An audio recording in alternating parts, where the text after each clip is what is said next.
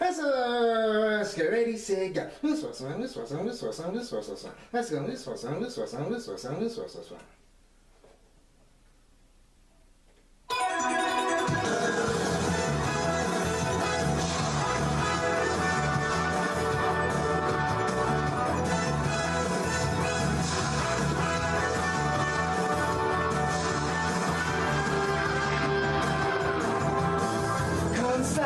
Rainbows in the sky, let's fly away like a bird. You're free to see the boundless face of the earth. Let the wind blow you like a knife and glide away. Far beyond the clouds, you'll find another place.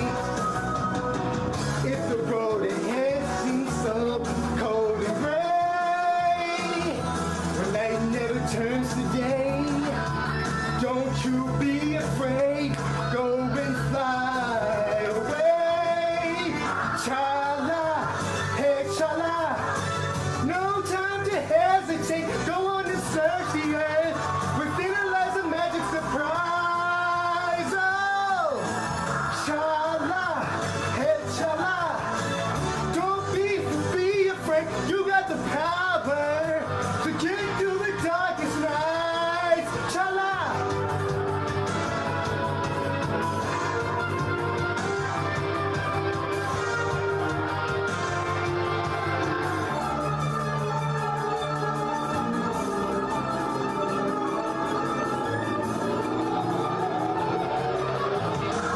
Swimming round and round in the sky like a coaster. Hold on tight, or you may find yourself trapped in a maze. When that happens, you may think you will never find your way. At the past, you may take seem all the same. If the road ahead should leave you so cold and gray, when night never turns to day, don't you be afraid, go and fly away. Chala, hey chala, no time to hesitate, go on and search the earth, within it lies a magic surprise. Oh, chala, hey chala, be cool, don't be afraid, you got the power to get you through the darkest night. Hey chala, no time to hesitate, go on and search the earth, within it is a magic surprise. Oh, chala, hey chala, be cool, don't be afraid, you got the power to get you through the darkest nights. Chala.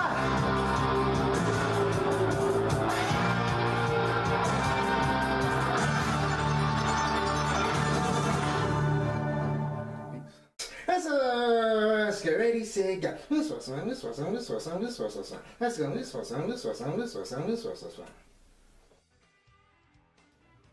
I agree. And it's Friday night, and you know what that means. It is time for Spaghett and Friends Toy Show, episode 353. What is going on, everybody? It's your boy Smith, as always, joined by my North American Thick Boy tag team partner, Matitude22. What's going on? Chilling. We are live Friday night. We got some toys to talk about. We got some shows to talk about. Before we came in the air, we were kind of talking about that show, Alien Earth on FX. I know it's only like 2 episodes in already, but it's an all right show if you're into aliens like that. But me, I'm just like, I kind of just want to see the aliens, but it's more kind of you're getting all this like exposition backstory. Yeah. Like I think this is a show for like if you're like a real like aliens fan, like if you're really into that world and you're really like invested in that world, then maybe you'll kind of appreciate the show more. But for me, like I only watched the first episode and I struggled to get through the first episode. I just thought it was like terribly boring. But here's the thing. So from what I'm gathering, there's two companies in this world that both make like synthetic, like android people. Because I thought before it was only the Wayland Utani group that was the ones that made all the synthoids, but then there's this one with the boy genius who makes the synthoids. Or is that supposed to be a young Wayland? I don't know because if you look at the timeline, like supposedly this takes place before the first movie. Yeah. So it's like, but there's two So I don't companies, know. like, Maybe but it's that. the other company is not the Wailing Yatani, it's just Yatani. So I'm kind of assuming the young boy genius would have to be Wailing, right? Yeah, that's what I think. Because they just refer to him, they don't say his name, they just keep referring to him as the boy genius. And like, I haven't really seen what the name of his company's called, but I saw the part where he's like having a conversation with the people from Yatani because that's their ship that crashed with the aliens in it. But they also have their own synthetic like people on it, so it's like, okay, y'all clearly are both in the same market of making like artificial intelligent people.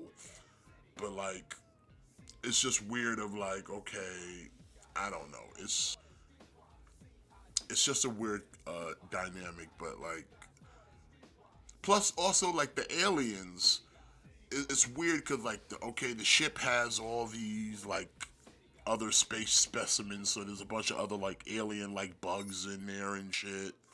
It's not just the xenomorphs, but it's like a whole bunch of other different bugs and shit on the spaceship doing all kind of funky shit to people.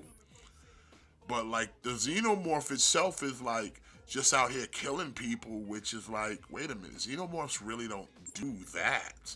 Sure, they'll kill you, but for the most part, they're just gonna snatch you up because they need bodies for face huggers.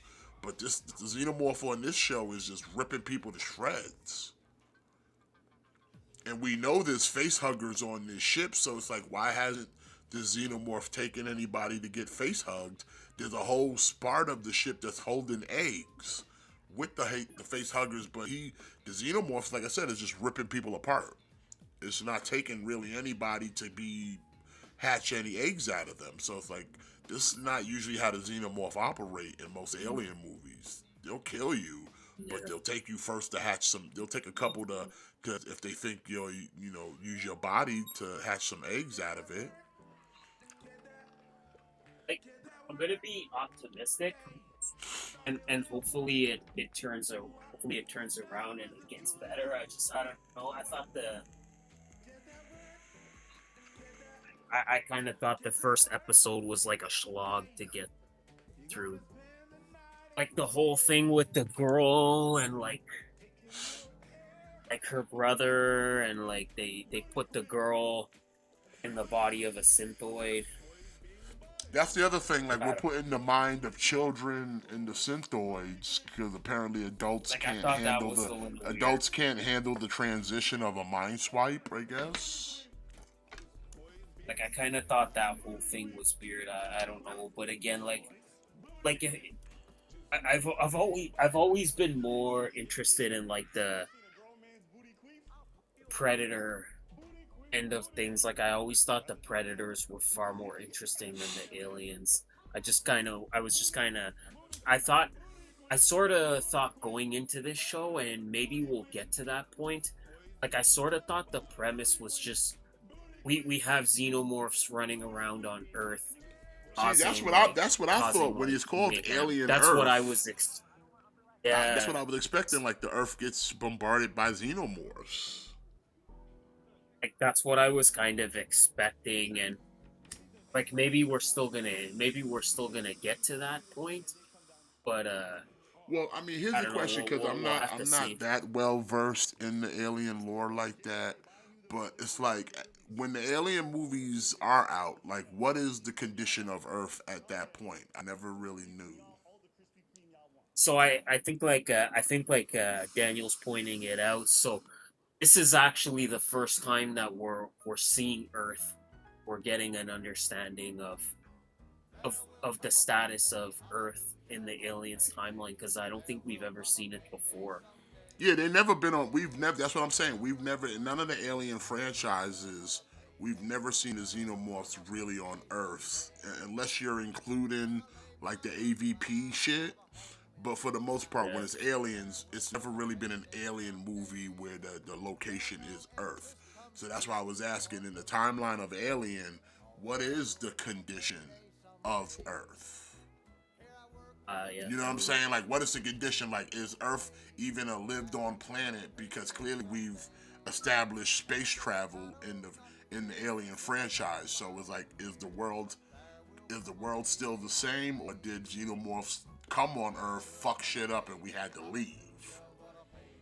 That's my question, Yeah. because that's the only thing that I missed it in movies because it's been a long time, but just the whole concept of yes, Earth is a planet in this movie in this continuity, but what is the condition of Earth? Is it still I inhabited? don't know. Is it still a planet of people, or did it get infested by xenomorphs and they just fucked shit up? I don't. Which Yeah. I which don't know. goes to kind of stand. I would say maybe yes, maybe no, because like I said, if you're willing to accept the AVP as part of that canon, they've been to we've seen Earth, and it was still kind of regular Earth. You know what I'm saying? So it's like, where does this fall in that timeline if this is all supposed to be like part of canon? Yeah.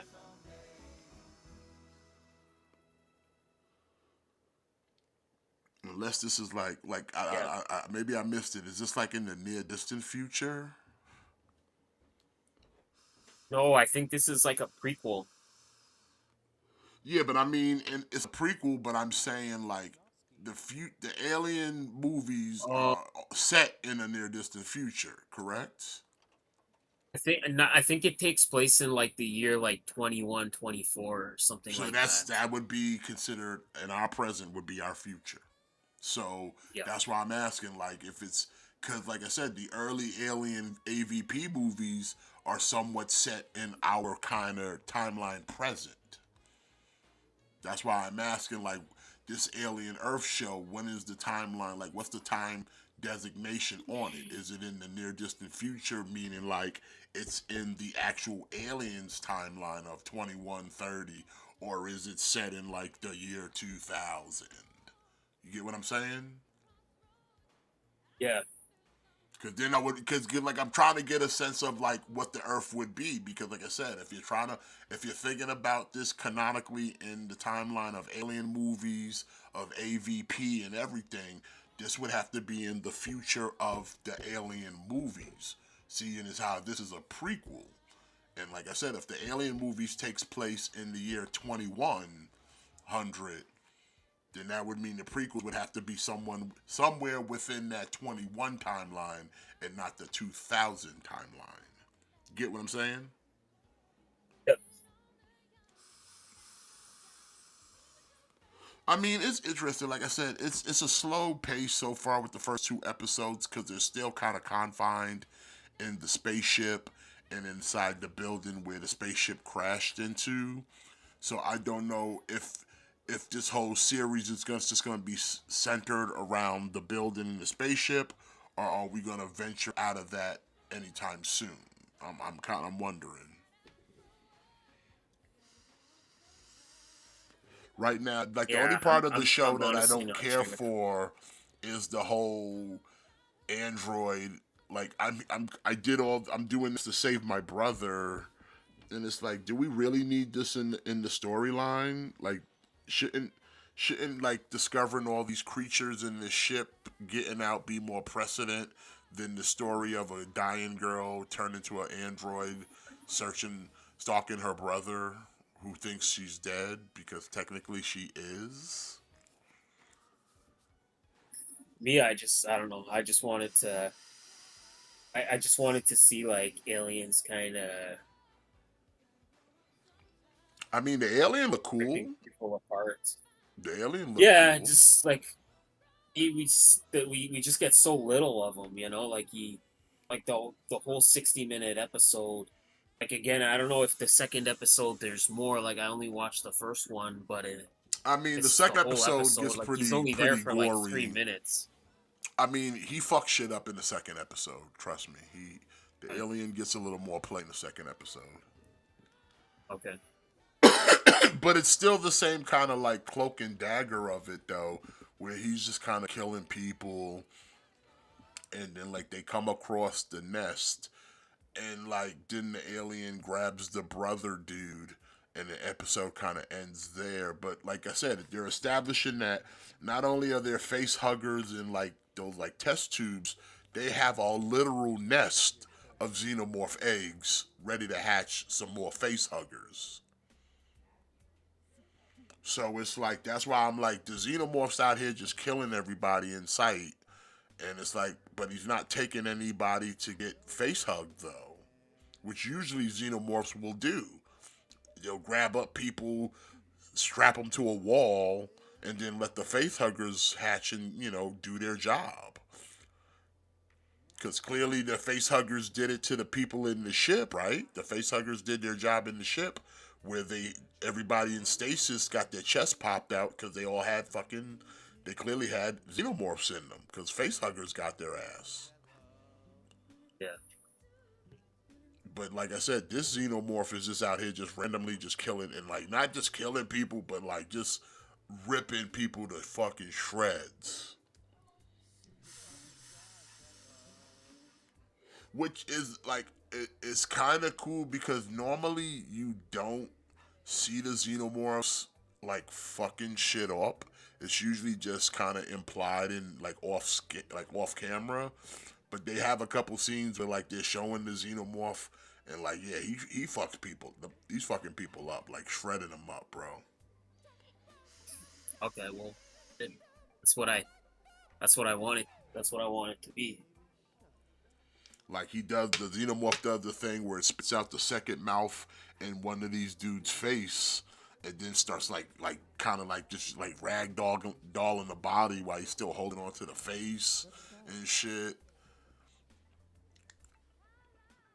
But like yeah, he's just like ripping people apart. Like, well, that's good then. Like I said, I only watched the first episode, and like the first episode, like it didn't. Like it's Like the good. The first stuff is episode good. Don't get me definitely wrong; did those not parts blow are me good. away. But I'm gonna tell you right now, it's still heavy on the android and her brother. Like I said, this seems to be kind of like the main focal point of the narrative is the android girl and her brother, and it's like, why does this have to be the main focal point? Like the whole aliens on Earth should be the focal point, not this kind of like B plot subject here. Well, like I said, like that's what I kind of was expecting. Like I kind of thought it was just gonna be like the aliens are running amok on Earth. I sort of thought it was just gonna be that, and then we go into the first episode and they're talking about like transferring the consciousness of children into like androids and stuff, and then it's like the girl. Like I was like, what the fuck is this? What the fuck is all this?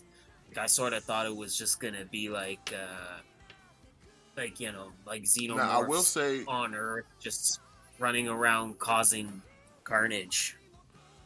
there are some shining lights. Like I said, some of the acting in there is pretty good. I like my man Timothy Oliphant. He plays one of the androids. He's also a syndoid, but like I said, he's actually trying to act like he can act. Like I said, there's some good performances.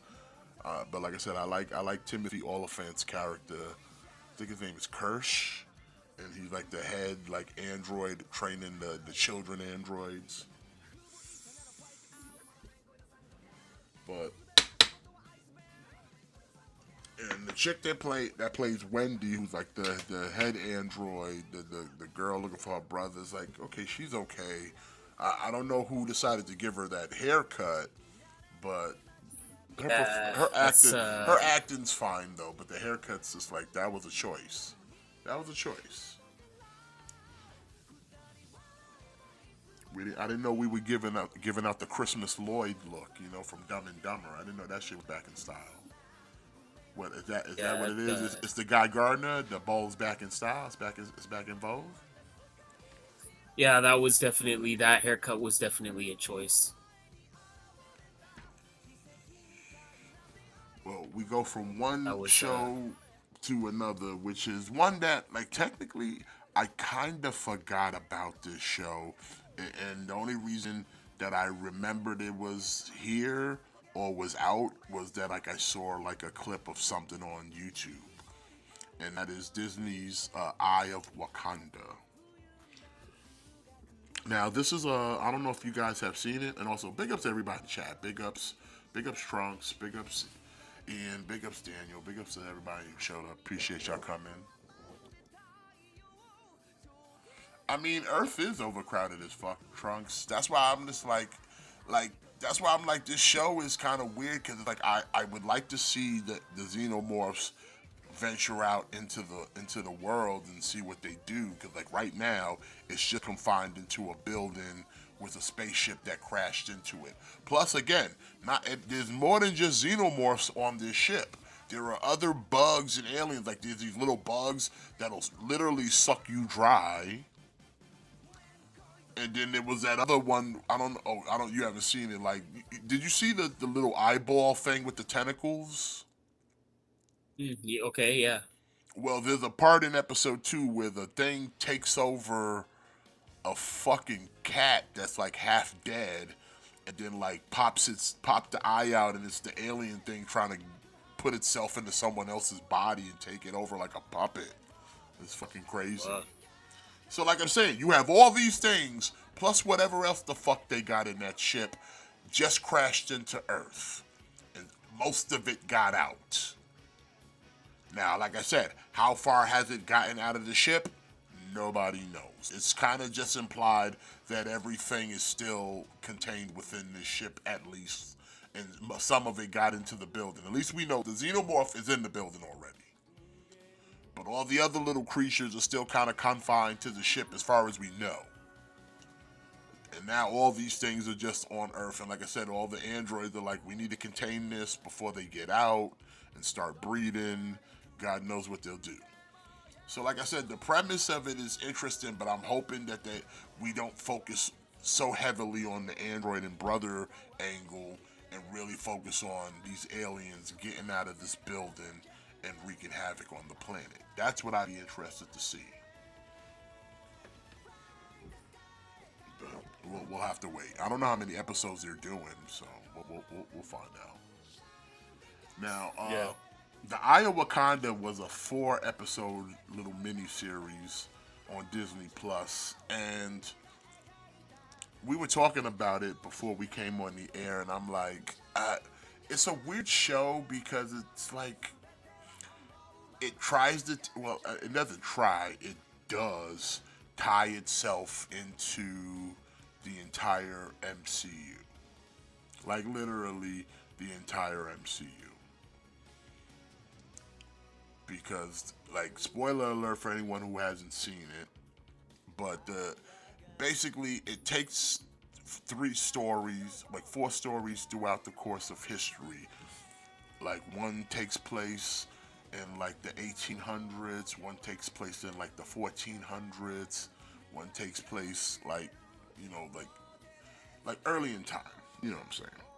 And basically it's Wakandan special forces going out into the world retrieving pieces of Wakandan technology, which i.e. is just someone has vibranium, go get the vibranium. Like, the only one episode where someone actually had vibranium weapons or any like Wakandan tech was a Wakandan soldier who broke off and went out into the real world to run shit on his own. The lion. Like the lion? Yeah, the lion. Or whatever. And basically they sent some form of Domelage to go out and retrieve the tech and get rid of the lion, which she does. And she's like, we won't put you in the special forces for Wakanda. You're going above a Dormalage. And then like the second episode is the same thing where it's like a soldier who's fighting during the time of Helena Troy and Achilles and the whole Trojan horse thing.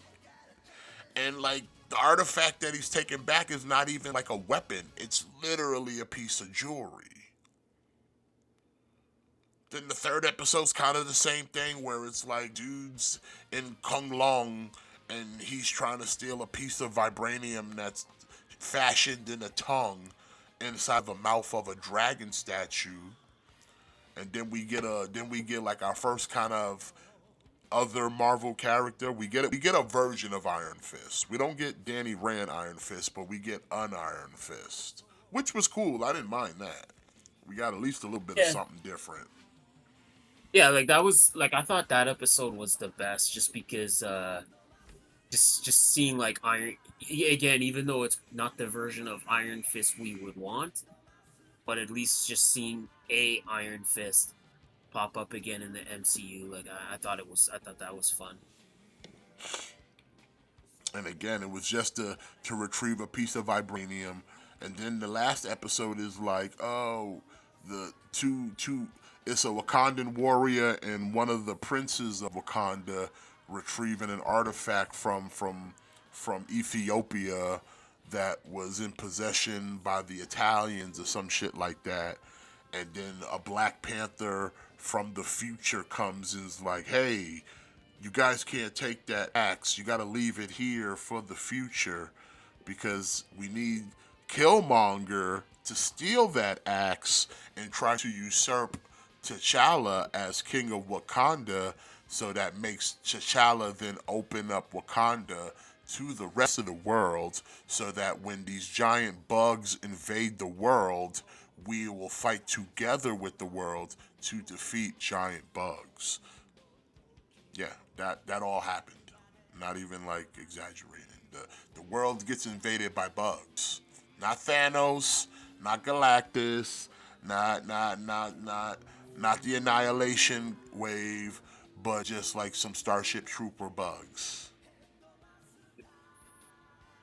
Bugs. You know what I'm saying? Not Magneto. I hate bugs. You know what I'm saying?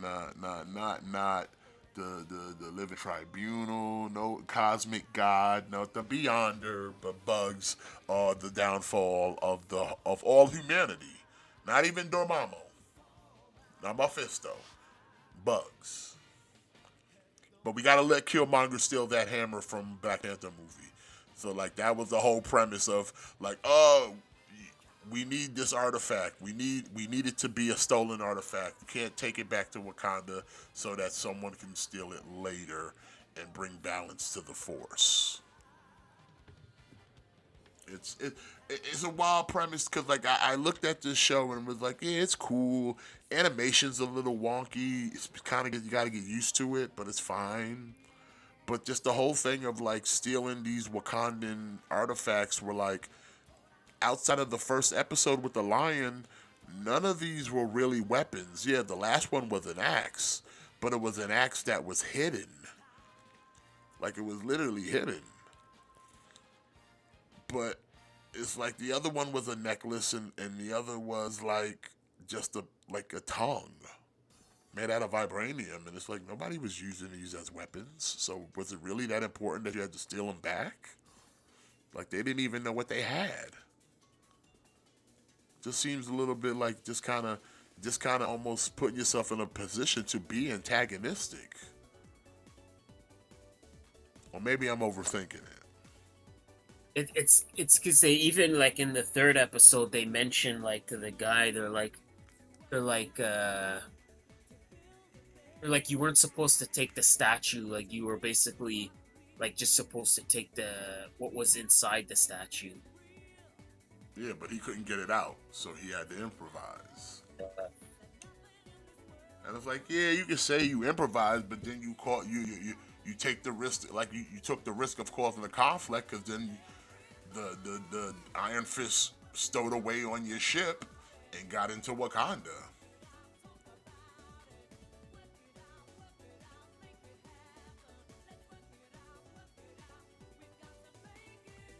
So it's like,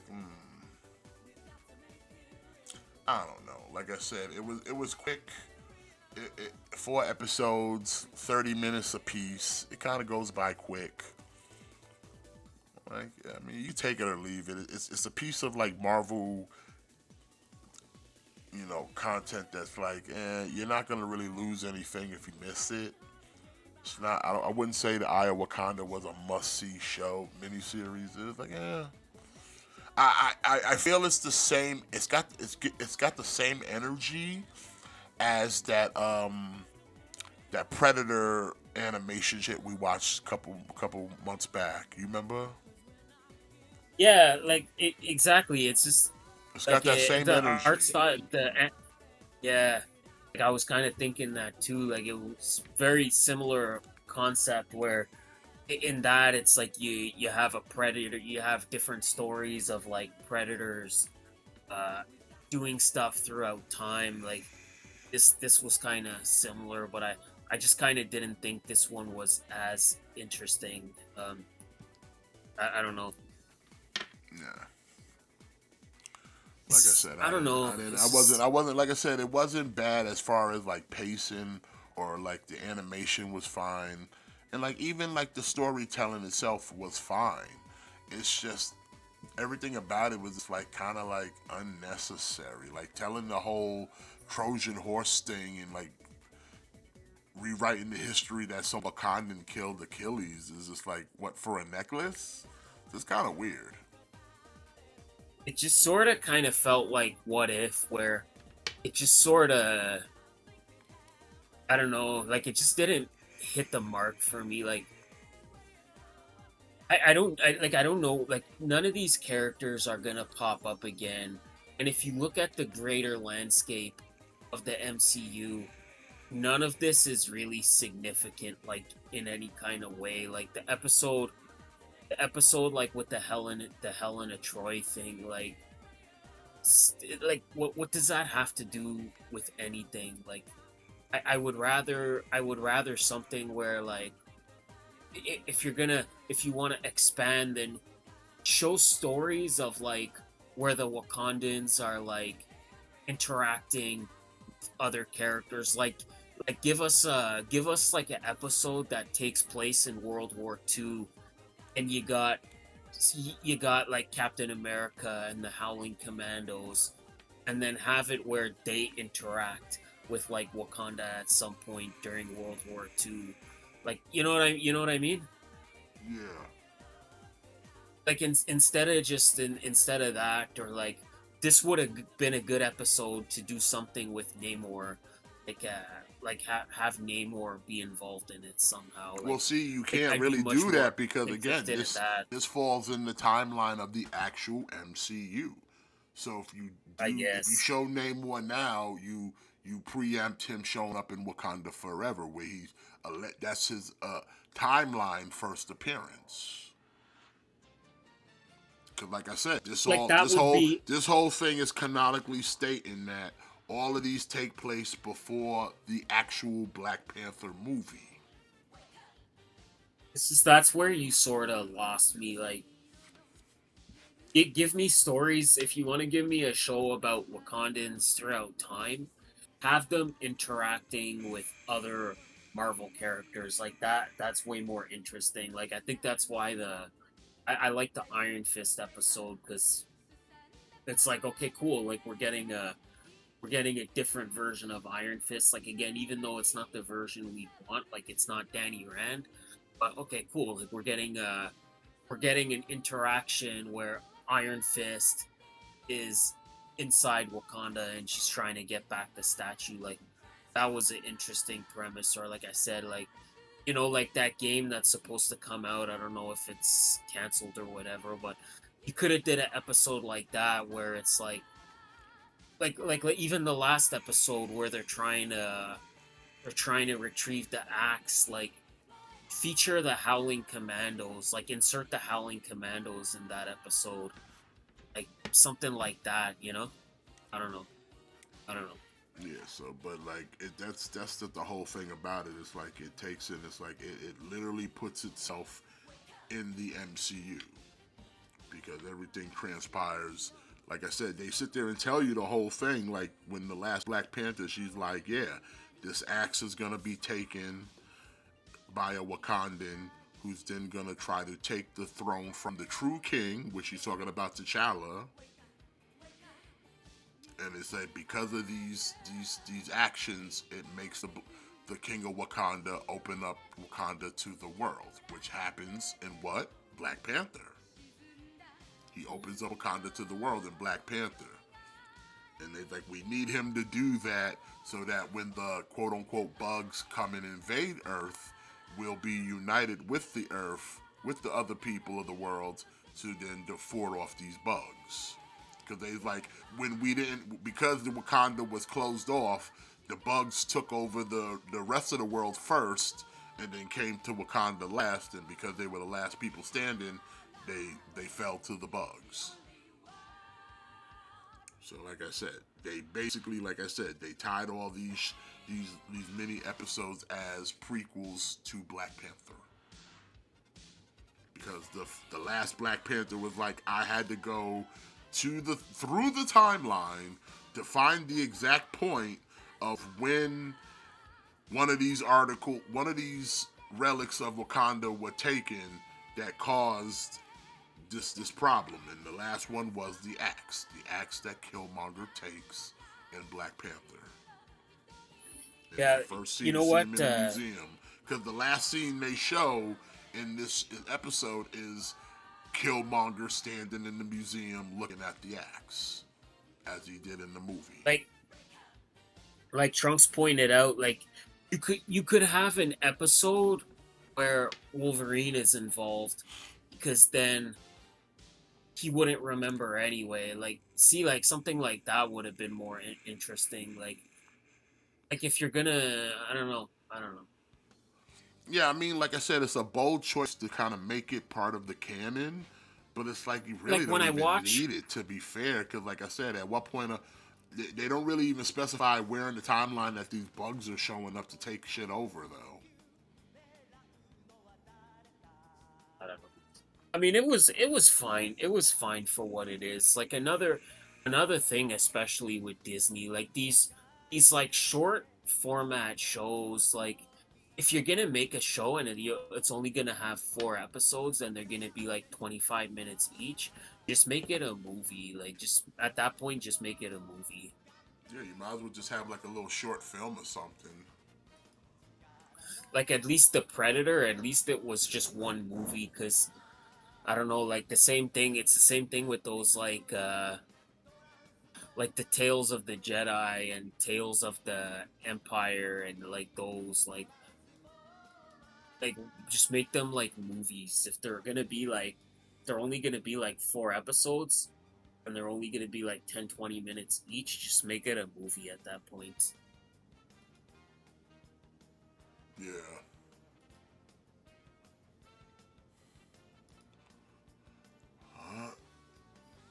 Sorry, I had to jump on a boat. It's time for SmackDown. Oh shit! You know what I forgot? It's time for Emergence. TNA show tonight.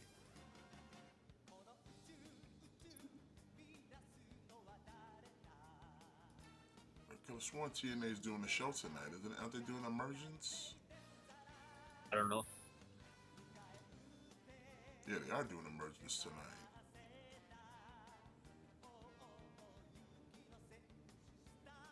I think the show starts at...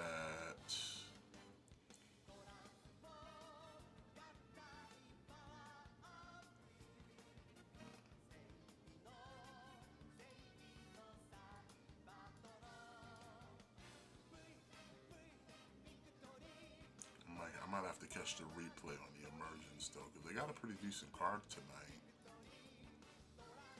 They... I mean, as good as it's gonna be for TNA. Like, oh yeah, like can't miss, certainly don't want to miss Ryan Nemeth versus Hometown Man. Like, You know it. fucking, You fucking know fucking it. match, fucking match of the year right there. He's a hometown man. You're gonna love it. He's a hometown man. Nah, you know. Well, listen.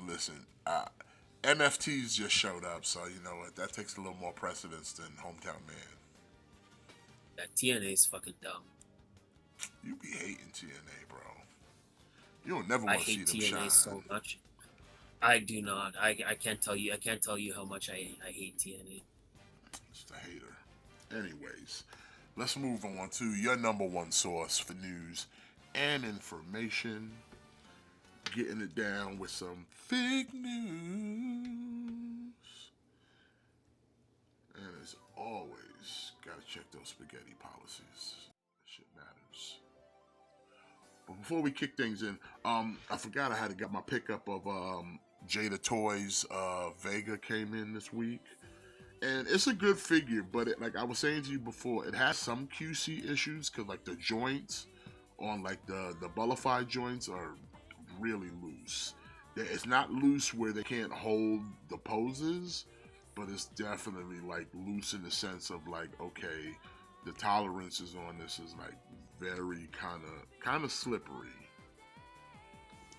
Like I said, he's even like I said, he's kind of loosey goosey on the thighs, but he'll hold poses though. Like he's not like he can't like stand upright or anything like that. Like, you can just kind of tell like, okay, they might have rushed him a little bit. They might have rushed him, but he's still good. Don't get it twisted. He's still good. I wonder if they're just like at this point they're just trying to just get to the finish line because it seems like we've already seen they're doing stuff from Street Fighter 3.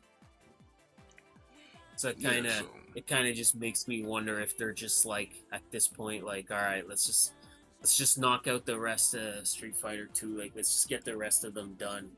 Like he's got the little soft, he's got the soft, good, pliable sash around his waist. Like all the accessories from the head sculpt and the mask and the hands.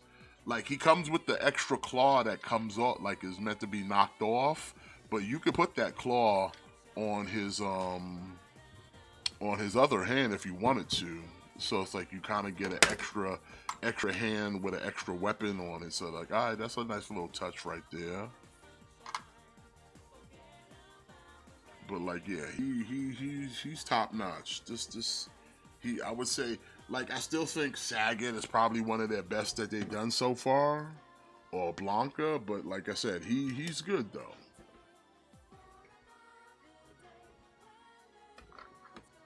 He's definitely good. Like even the head sculpt with the mask not on is good.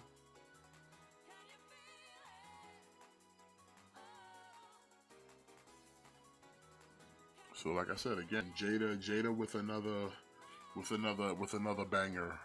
That's what it is. Just another banger out there. But speaking of fighting games, we got McFarland coming at us with some Mortal Kombat Classic. And we're getting a Luke Cage 7-inch right here. I can't anymore with McFarlane. You officially tapped out? No, I'm not gonna go. Let's not get crazy. Let's not talk crazy. I'm just exhausted. Like I'm just okay. Like the first wave, and like one of the first figures, and it's Katana, and like right off the bat, like the gold label, Target exclusive. It's like, come on, my guy. Like enough, man. Like enough with the gold labels and the platinums and the fucking exclusives. Red labels and all this other Oh shit. my god, man. It's like it's been like exhausting. Like he makes his stuff so hard to collect, my guy. Like it's impossible. Like enough with the fucking exclusives and like I wanted the Katana because Storm Collectibles never made Katana. Like the only characters I want are the ones that Storm never made, and it's just right off the bat like the Katana exclusive.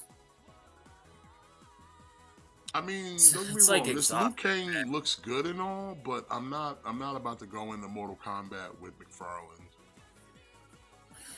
I'm probably gonna pick this one up actually, because I never got the Storm Kang just because I remember you had to buy it where it came with the dragon and it was super expensive and I never ended up getting it, so I probably will get this one, but man, I'm just exhausted with all these like exclusives and stuff. Trunk said he's pre-ordering Katana off of Game. Yeah, GameStop usually will have shit in stock, so you're probably better off Yeah, going through GameStop. so I guess yeah, so you know what, Trunks, I ended up going on GameStop and the katana was sold out and the 2-pack with Melina and Sub-Zero was sold out, so I ended up being able to pre-order the katana from like a local a local retailer. I ended up pre-ordering katana from them. I still have to get the Molina, but and he just makes this hobby like not fun. Like he makes his stuff so hard to get, and I just don't understand. Like, do you not want my money, Todd? Like, Well, do I you not mean, that want my seems to be money? a Like, trend listen. going on, though. It's not just McFarlane, because I don't know if you heard about the thing that happened with the Doctor Doom Ghost Rider reissues. Oh no. Well, I don't know if you knew they were reissuing that Ghost Rider single card with the human head on fire, and they were Yeah. reissuing that Doctor Doom with the like the new cape and shit. And apparently, you like they're already sold out, and like scalpers are sitting there charging like crazy prices for these. And like the sites they were saying, like Hasbro was saying, oh, it's gonna be available on these sites like Amazon, and they're not there. But it was like the pre-orders for these figures are already sold out. And they're like, bro, these are re-releases. These ain't even new. These are literal re-releases, and they're already sold out. They're not even like really that sought after of figures. One's a Doctor Doom, and the other's a Ghost Rider without a bike. Yeah. For me, the that Ghost Rider, that retro card that retro card Doctor Doom kind of sucks. Like me, Yeah, I the think first version I think is better, and that's the one I got. I think agreed. the new one that Yep. came out was kind of trash. The first one was better. Yeah. And then That's why I skipped these two I in the first place. Because one, I already have a Johnny Blaze with a bike, and two, I already had the at least my opinion, the better Doctor Doom. yeah. And then that's the other thing too. Like getting a Ghost Rider without a might motorcycle is just kind of why even bother.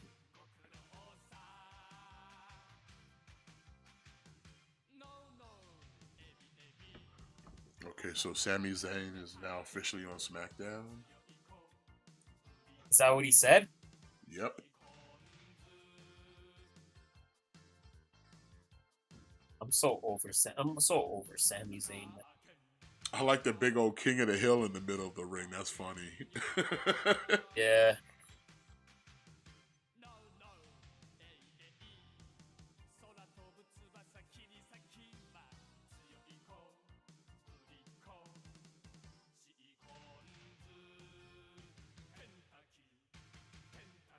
Uh, but yeah, I'll probably pick this Liu Kang up. I'll uh I'll get it. I'll get this one.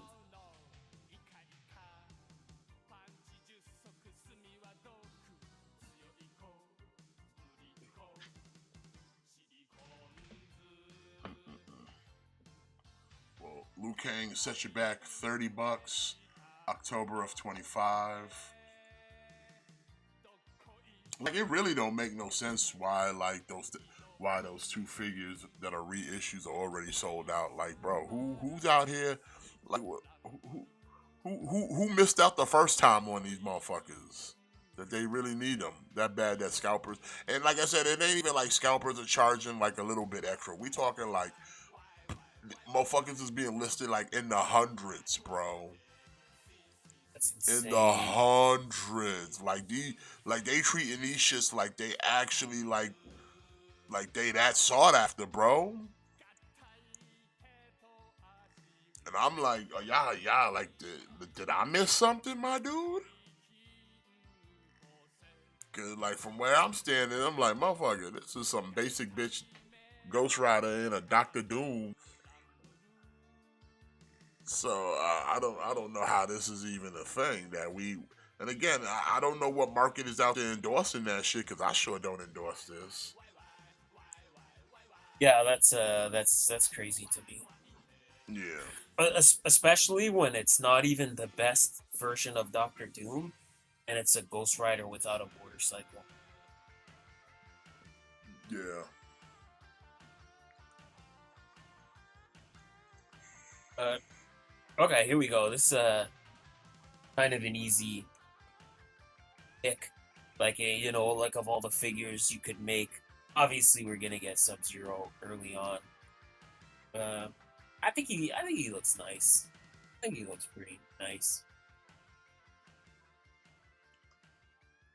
It would have been nice though if especially with the price point of $30, like no kind of weapon accessory or anything, like not a snowball, not an ice fist, not anything. Just we just bare boning it, huh? I mean, I do appreciate we at least get two fucking fists, but still.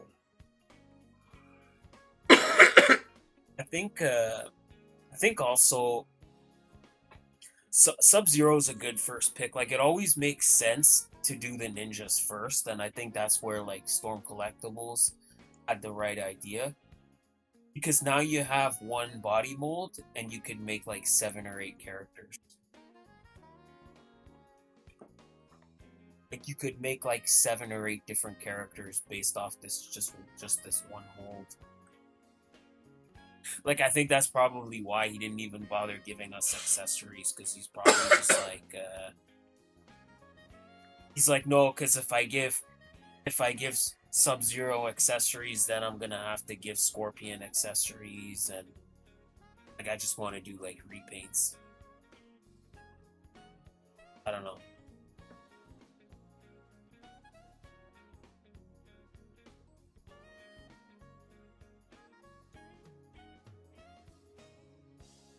But yeah, this one I could pass on. I don't need this.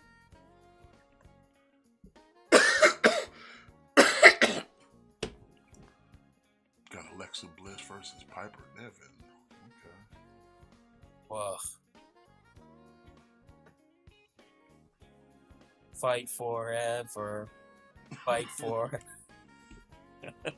Stupid. $30, October of 25. Yeah, pretty much case in point. Like you getting a Sub Zero, obviously we're gonna get a Scorpion. And like he's the only one that comes with something. He's got a little roping thing. Like he's the only one that comes with an accessory here. Yeah. Would have been nice if, like I said, for the price point, can we get a head sculpt of the skull, like to breathe fire? Like, can we get something? That's gonna be the gold label. You know what? I hate when you say that because I know it's true. Like you're gonna get a gold label Sub Zero and he'll come with some frosty arms. And then you're gonna get a gold label Scorpion with the flaming skull head. Like we already know what it is.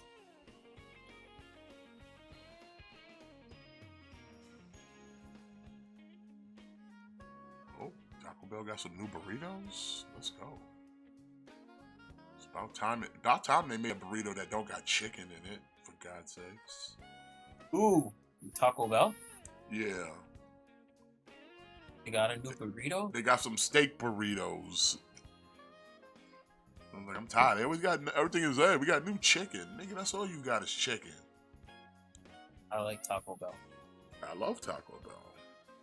I like the chalupa. Chalupa's Uh, good. The Crunchwrap the chalupa, Supreme. the chalupa is god tier.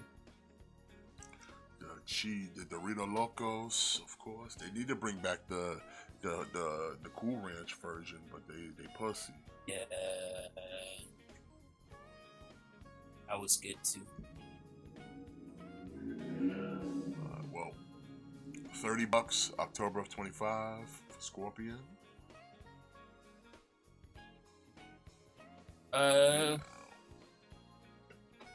Yeah, I don't know.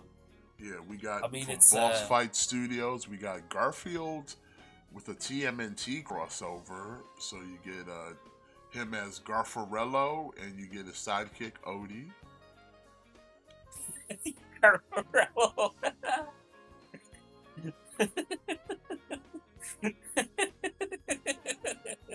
Is it Garfarello?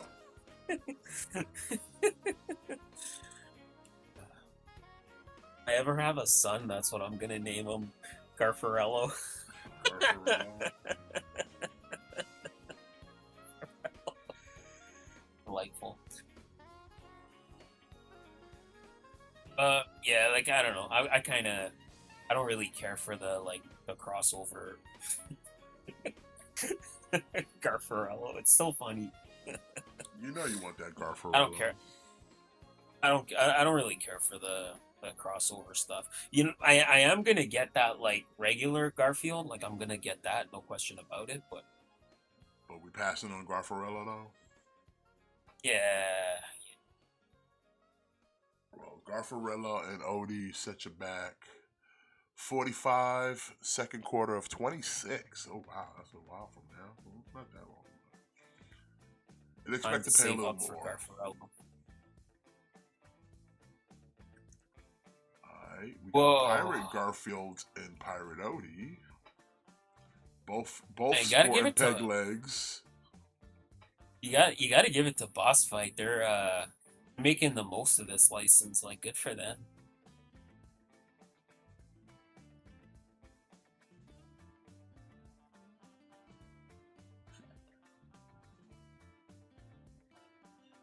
Oh, so you can just switch his leg, but I like they both get peg legs. That's pretty cool. That's a nice touch.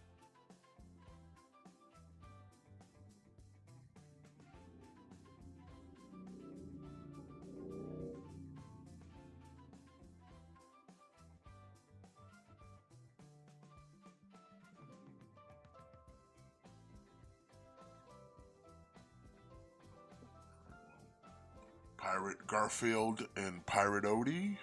Also $45, second quarter of 26. Real quick, I was going to jump into this Hasbro thing, but did you notice that somehow the Snowcat got fully fucking funded? I sort of figured it would. I always figured it would. But I mean, I'm now into the camp of motherfuckers be playing with the numbers at Hasbro, because it's like, ain't no way you got all that in the span of like under a week.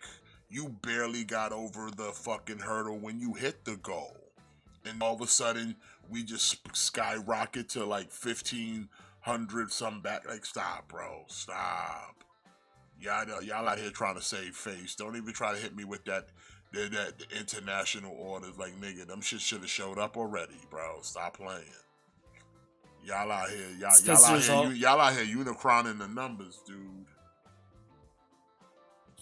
It's because there's always a big surge at the end, and two, I think there's always that big group of people that they won't back it until it gets funded. Like, I don't know, there's always that demographic of people they won't back it until it actually gets funded. Here's the reality though. The ones that get funded get funded way before the deadline though. And we're not talking like a week later. Like most of the good shit that's been funded on HasLab, you really didn't have to wait that long for it to get funded. Like it get funded. But like when you sitting there crawling just to get to the deadline of actually being funded, and then you sitting there talking about we just miraculously hit every other goal after the fact, it's like, look here, you were down to a week. You were down to a week. And by the time you hit day 6 of that week, you had finally just got funded. Not hit first tier, second tier. No, you just got funded with 6 days left. And then all of a sudden, boom, you hit all the rest of the goals like out of nowhere, like an RKO. Because even after it got funded, like the shit didn't go up the next day by that much more. Like it hit 8,000 and then like the next day it was like 8,007 something, like 700 something. And then like that shit was crawling. And then you mean to tell me you sit there and it's hit all the tiers and just out of nowhere.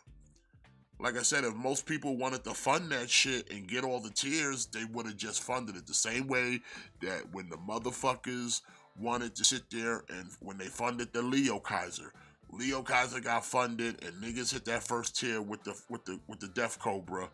The shit crawled to get the other tiers because no one really cared for the rest, but it hit it. But it wasn't like, oh, we were struggling just to get Death Cobra. Nah, niggas got that shit out of the way quick and fast. There was no waiting to get Death Cobra on the docket. That shit, as soon as it got funded, Death Cobra came like literally right after that shit got funded. Hit the stretch goal. It's because I think one, people didn't really. I think it's people didn't want this. Like they did, but I think most people probably felt that the price for this was outrageous, and then the tiers were stupid, and then it didn't need to be a HasLab. I think most people, that was their feeling. And I think that there was probably a lot of people that were like thinking like, hey, I hope this doesn't happen so then I don't have to miss out on it. But once it gets funded, and then you're like, oh, well, fuck, I guess I gotta get it now or I'm gonna miss out. That's where I think. But see, I don't even think it's the FOMO thing. I think the people who really wanted it already funded it. I'm saying Hasbro, yeah, that's right. Hasbro didn't want to look goofy knowing that they left all these extra kind of nonsensical figures on the table, and it's just like, just give it to them. Just like let them have it, because it's like we never had any intention of releasing a Lady J or a Flint in Arctic gear, and we were never going to release this little Arctic accessory. So it's like, instead of taking the loss of nobody wanted it to fund it all the way, we'll just give it to them because, like I said, we're going to sit here and look goofy if we don't. Because they already kind of looked goofy when they looked goofy when they did it with the Giant Man. Because Giant Man technically didn't get fully funded. It only got halfway. That's why certain tiers did not come with that Giant Man, because he didn't get fully funded. Remember, there was supposed to be like a scroll head or something, or some extra head that. What came first, the Giant Man or the Robbie Reyes? The Giant Man. The Giant Man was before Robbie Reyes? Yeah, I think so. I think so, yeah. I just think like here's the thing, like people have to kind of speak with their wallets, and like perfect example, like Robbie Reyes failed, and then now Marvel Legends is not doing HasLabs anymore because it failed. Like if people don't want HasLabs, you have to stop supporting them all the time, because every time you pass one of these HasLabs, you're showing Hasbro, you're telling Hasbro the wrong message. I think it's a thing where we gotta show that like that the HasLab model is bullshit. Just either do the made to order thing, or just put it at store, or just make it a retail thing. Yeah, because like I think they're gonna do, because I bet you the next thing they offer from G.I. Joe's gonna be something or nothing, because they know that they technically didn't get it. I don't think they got it. I don't believe that all these people came in all of a sudden and all went in on this to hit the full. Like, if anything, if it was just like it got funded, then why not just do what you did with Giant Man and just you shipped what got funded? Because like I said, he did not get fully funded. Let nobody forget. If you are in possession of that Giant Man, he was not fully funded. You got half of the accessories. So if that was the case, like I said, I think they just didn't want to look bad. Cause like I said, all the other accessories are stuff that, like, are you really gonna re-release those? Who wants those? They were specifically made just to go with this goddamn Snowcat. And like I said, it crawled just to get to the finish line of being funded. And then you want me to believe within 4 to 5 days that shit jumped all the way to fully funded? No. That shit was crawling. But y'all fudged these numbers and fully funded it because y'all don't want to sit here and look bad for having to take no L's. Especially seeing as how the track record of most of the G.I. Joe HasLabs have all been fully funded. They don't want to now sit there and like take an L on one of them because now it's gonna look bad on their part. Because they know how how bad it looked for Marvel Legends already. The only one that didn't get fully funded, I think, was the Sky Striker. Well, Sky Striker's different. That was more in the 3 3/4. Anything I'm talking about, just the ones that came out for classified. Yeah, I don't know. Like, classified shit all got fully funded. Did the Rattler get fully funded? Fully funded. The Rattler, the Hiss, and the Dragonfly all got fully funded.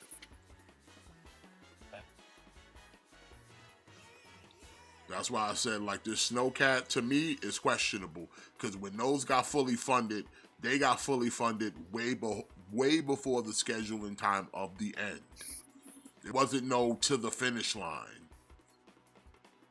Like, the same thing kind of happened with the Ecto-1 recently, where it was like, it was crawling to the goal of getting funded, and then all of a sudden, it just got everything to get fully funded, and it's like, it feels like y'all are fudging numbers because I think people weren't really that invested as much as you wanted them to be.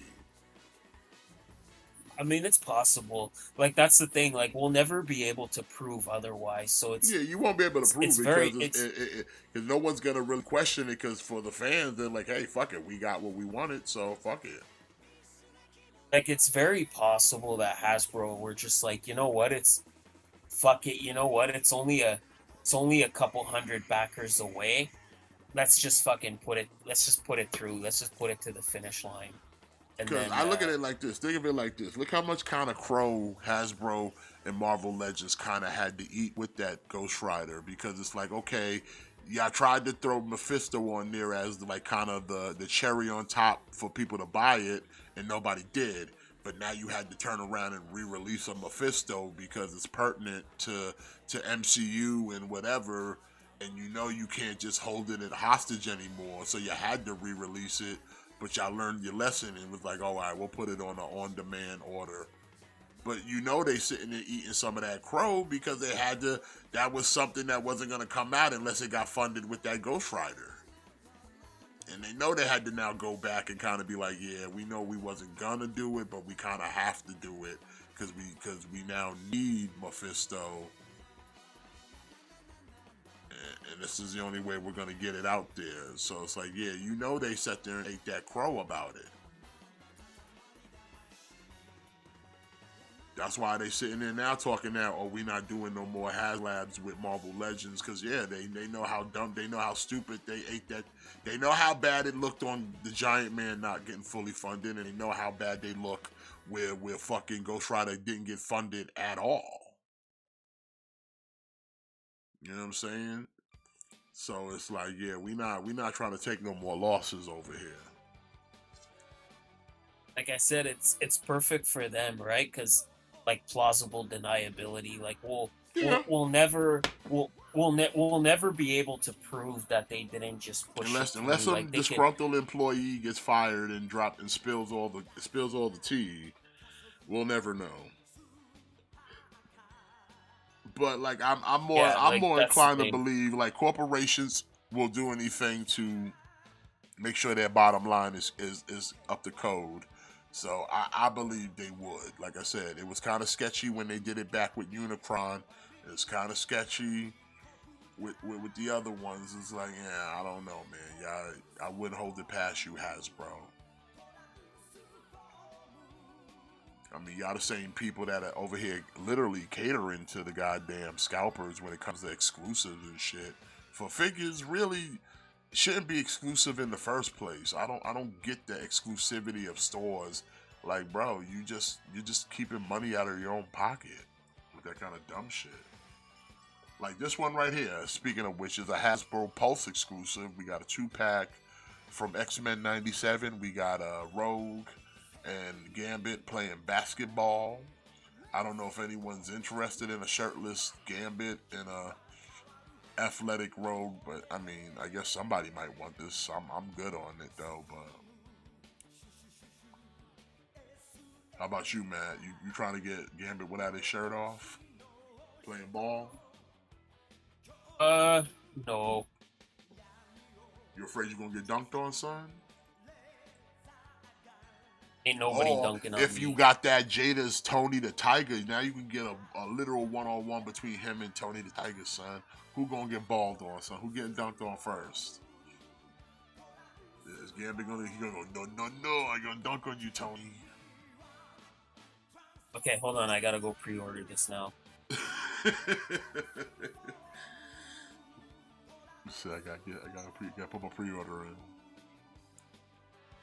Yeah, like I don't know. It's a fun 2-pack, but it's just not really something that I really have any use for.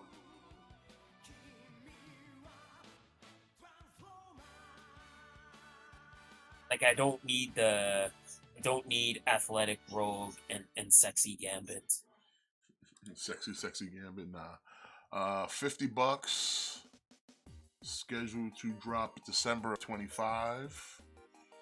So, like I said, this is a Pulse exclusive. It's not on BBTS. You gotta go to Hasbro Pulse, and as you can see, it's still on pre-order. So that means no one's really in a rush to get this, because most shit on Pulse, like, it sells out here first before it sells out anywhere else. It's just because this is such a like what do you do? What do you do with this? Like what do you do with this? You know? Like unless you're doing like ACBA, then I can't really see why you would want this. No.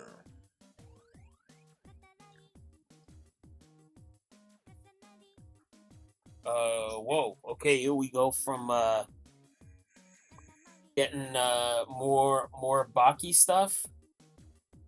Getting Toru Hanayama. Yeah, I've definitely I definitely have seen this dude in the show. His design though is kind of weird with the suit. It looks off. That's about it. Like that's really all I can say. Like I've definitely seen this dude in the show, but Baki is such a theater. Like his pants, his thigh split really fucks up the sculpt on his legs. Yeah.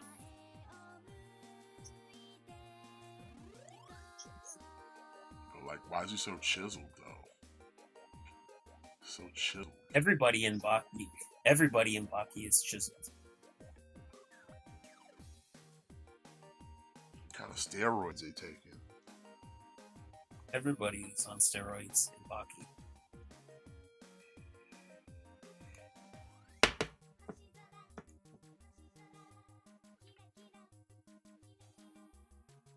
It's like he definitely was out here rolling the dice.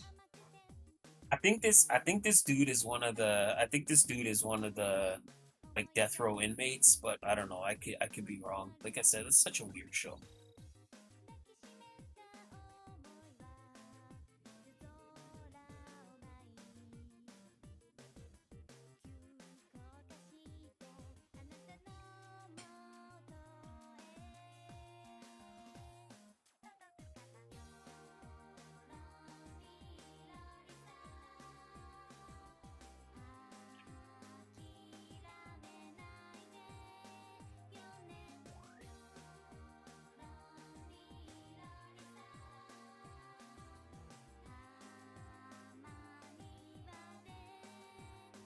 Yeah, if I like everything else on them outside of the legs is good, but the legs really throw it off for me. Yeah. Really fucks up the sculpt. $30. First quarter of 26. Expect to pay more. Oh, this is a Storm Arena thing. Yeah. Uh, Tricky Man 12 is giving you Tricky Man Tendery Aloe shirt, Aloha shirt, A version. I don't know what this is. It just looks pretty cool. You know me, I like weird looking figures that have no descriptive identity. yeah.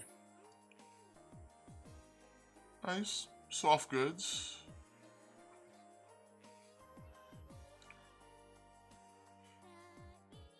Like I said, believe it or not, I know we don't talk about it as often, but there is a big, not I'm gonna say big, but definitely a growing market for independent IPs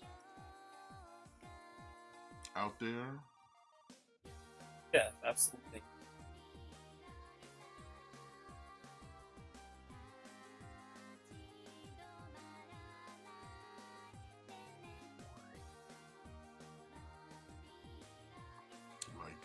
Like Action Force and like the Mythic Legion, shit like that. Like, yeah, there's definitely a growing fan base for like third party, non IP like figures out there nowadays. Triple Mania's got a pretty stacked card for tomorrow, huh? Yeah, it looks okay.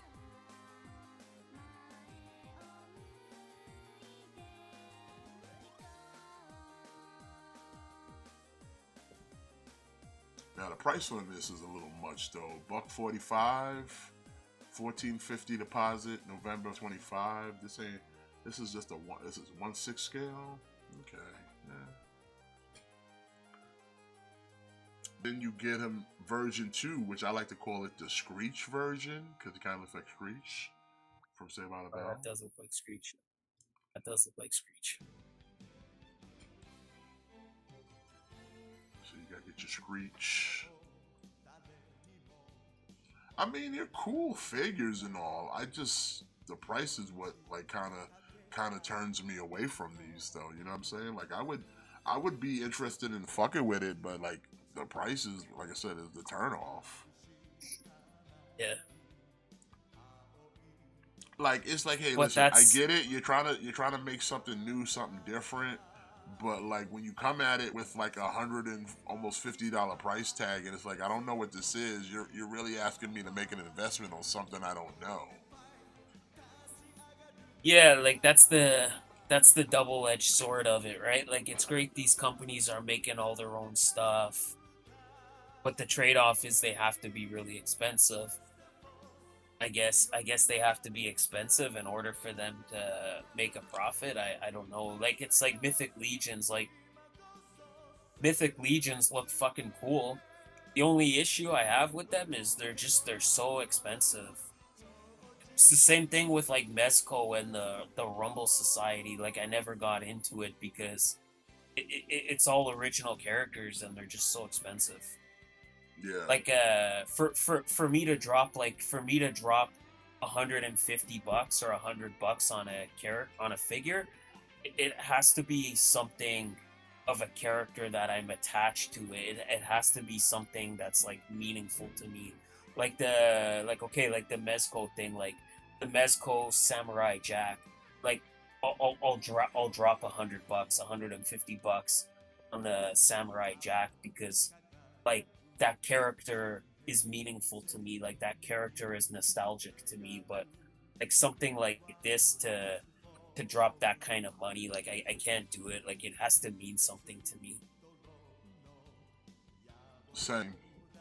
Now I'm thinking like if you went the route at least like like maybe like a Jada and had them at a reasonable price point, just to kind of get people kind of familiar with your product, familiar with your style of engineering, And that way, it's just like, okay, if it's like, okay, I like what Jada does. And Jada right now are making figures at a reasonable price point. But if Jada came out with something a little bit more pricier, I'm more inclined to buy it because I am well versed in what they do. And so I know they're going to make a good product. Like I said, I already know what they can do at a $25 price point. So if they came out and said, okay, we got something and it's like $80 price point or $100, it's like, you know what? I might give it more of a chance because I know what they can do at the lower price point. So I can only imagine it got better at the higher price point. You know what I'm saying? Yeah.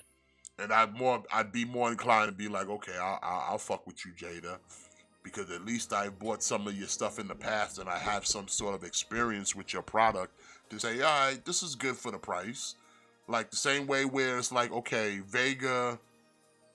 Vega's 29 was $30 because the price had to go up a little more, and Saget and Blanca were like 40 because they were more deluxe.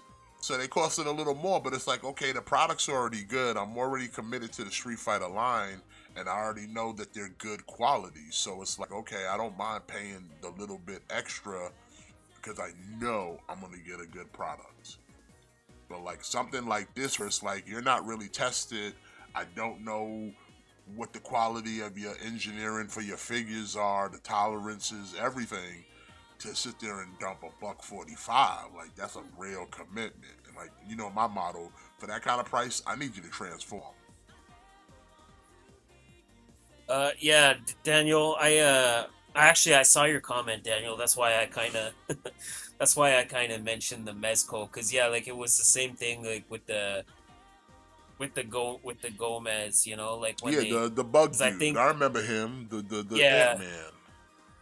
yeah, exactly. It's like it was like expensive. It was like expensive for even for like a Mezco. I remember that Gomez was really expensive, and then Gomez launched their whole universe of original characters, like the Rumble Society, like Yeah, all those dudes with the skull faces and shit. Yeah, I remember all that. And it yes, was like, it never, yeah, to like me, it's it was the just same. It was the same kind of rule of thumb. Like, I can't, it looks nice, but I can't go in on something so expensive, and I don't like. I'm not really that familiar with your product like that to have that kind of it's confidence. it's just like I said, it's just on the line of like if I'm gonna drop over $100 on something, like it has to be there.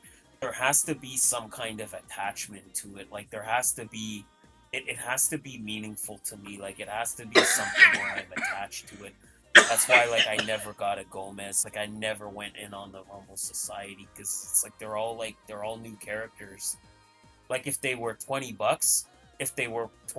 it would have been a different story. Like again, like the biker mice from Mars. Like I never went in on those because like it just didn't mean enough to me to warrant buying $50 biker mice from Mars figures, and then you're paying like another 50-60 bucks for the motorcycles. Like it just wasn't worth it to me.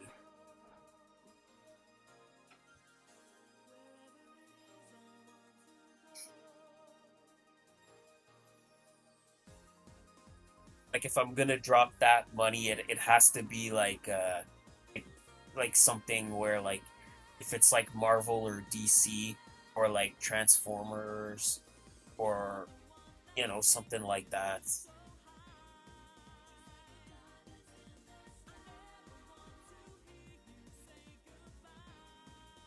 I don't know.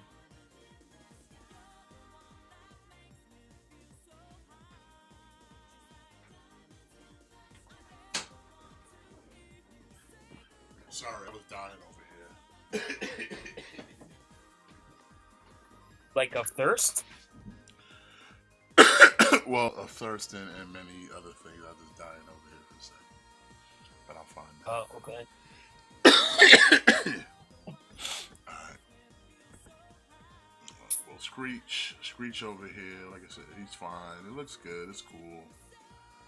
$145 with a $14.50 deposit. Expect to pay more November of 25.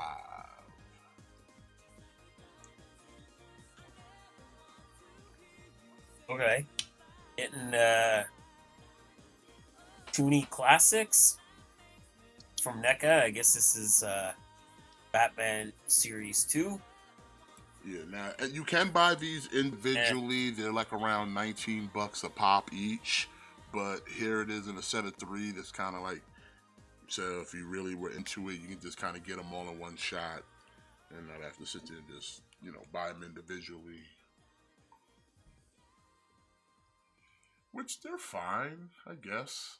I mean, they look like it looks like they're slightly articulated, but nothing really kind of get crazy about at least.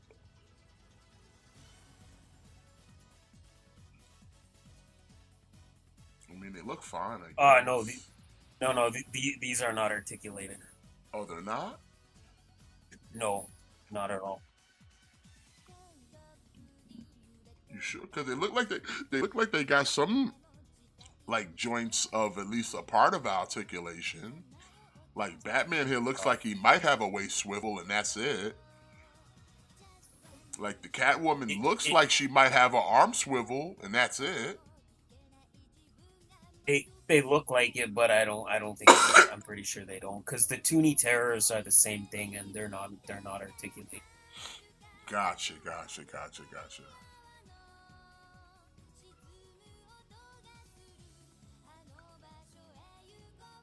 Okay, okay, I guess. I mean,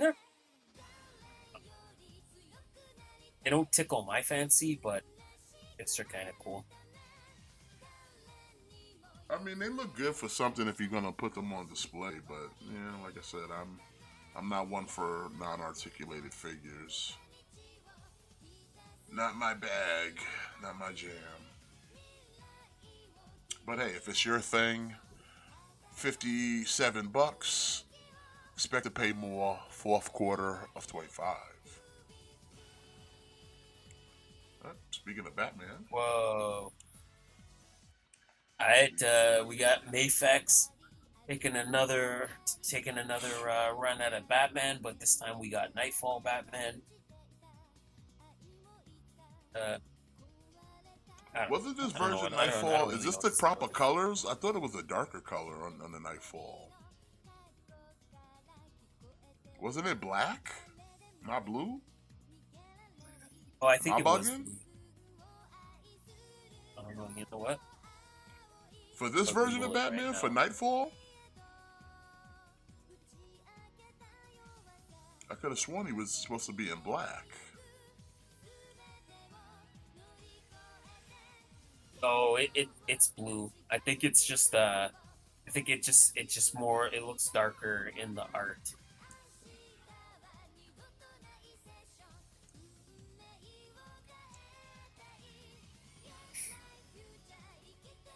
Or maybe they're just like, ah, you know what, screw it, let's just make up blue.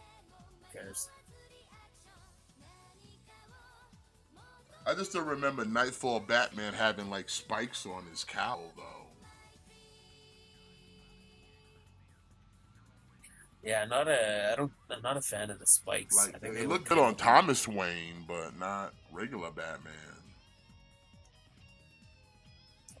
They look weird. I don't know.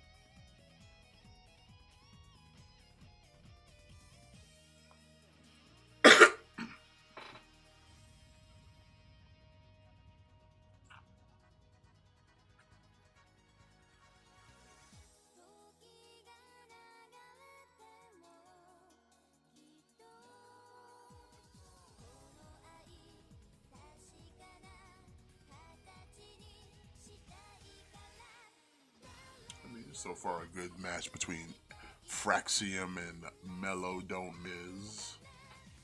Yeah, like we said before, like the SmackDown division is its tag division is so good. Uh, that it's kind of what how is Raw's tag team division so garbage and SmackDown's is so good? Yeah, I don't know.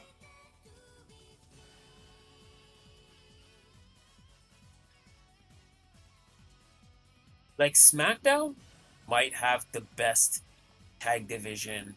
If we're just looking at just the televised companies, like I think SmackDown might have the best tag division. Maybe not the best, but they're certainly tied with AEW's tag division in terms of the best. Like it's Yeah. certainly tied with AEW's tag team division. Like how could SmackDown's tag team division be so good and Raw's is so garbage?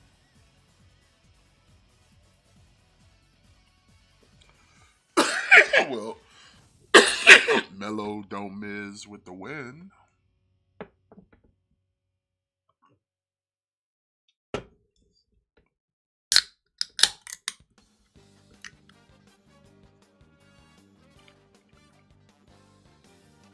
If they were really going to take this team seriously, like a real tag team, they should combine a move where, cause like Mello was about to do his leg drop thing, they should combine it with the skull crushing finale somehow, where it's like a skull crushing finale with the leg drop. Now, technically, Miz would kind of have to eat that leg drop too, but that's why I said if he figured it out, it would be a dope ass finisher for them. Like I think, it kind of looks like they're already planting the seeds to break this team up. Yeah, I mean, but they were planning on breaking it up before the Miz disappeared to go do Gladiators. But it's So what's the point? Because you're not doing with either of them anyway. So why not just have them as a tag team? It's not like you're doing anything with them anyway. yeah, you might as well put them in the tag division. It's like I said, is give them something to do until you can figure out what you want to do with Mello as a single competitor. Because right now you don't have anything Yeah. for him. He's not even in the upper mid card. He's in like the lower mid card right now.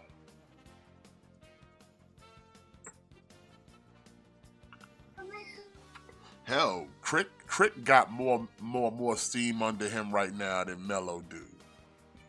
He's still in developmental technically.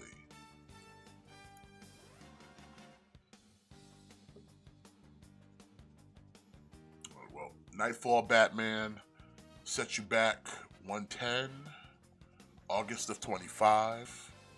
We're getting some highlights of what happened last week on SmackDown between McIntyre and Cody Rhodes when he got Claymore through the table. That was pretty cool. Transformers! Look at this black prime. Alright, we got from Takara Tomy. We got Missing Link, C negative 01, and Nemesis Prime. So basically, it's a G1 version of Prime with more articulation in the Nemesis colors. Because why give you a new figure when you can just give you another Optimus Prime? Am I right, Matt? But to be fair, there is. I think I'm you're right. speaking more just in jest because there is some new figures from Dakara. So, but I am being a little tongue in cheek because they do give you a lot of primes, but they do give you some new ones, and we'll see that in a moment. But right now, you got to look at the Nemesis. And you get everything. You get the trailer. You get the whole kit and caboodle. You get the Dark Matrix.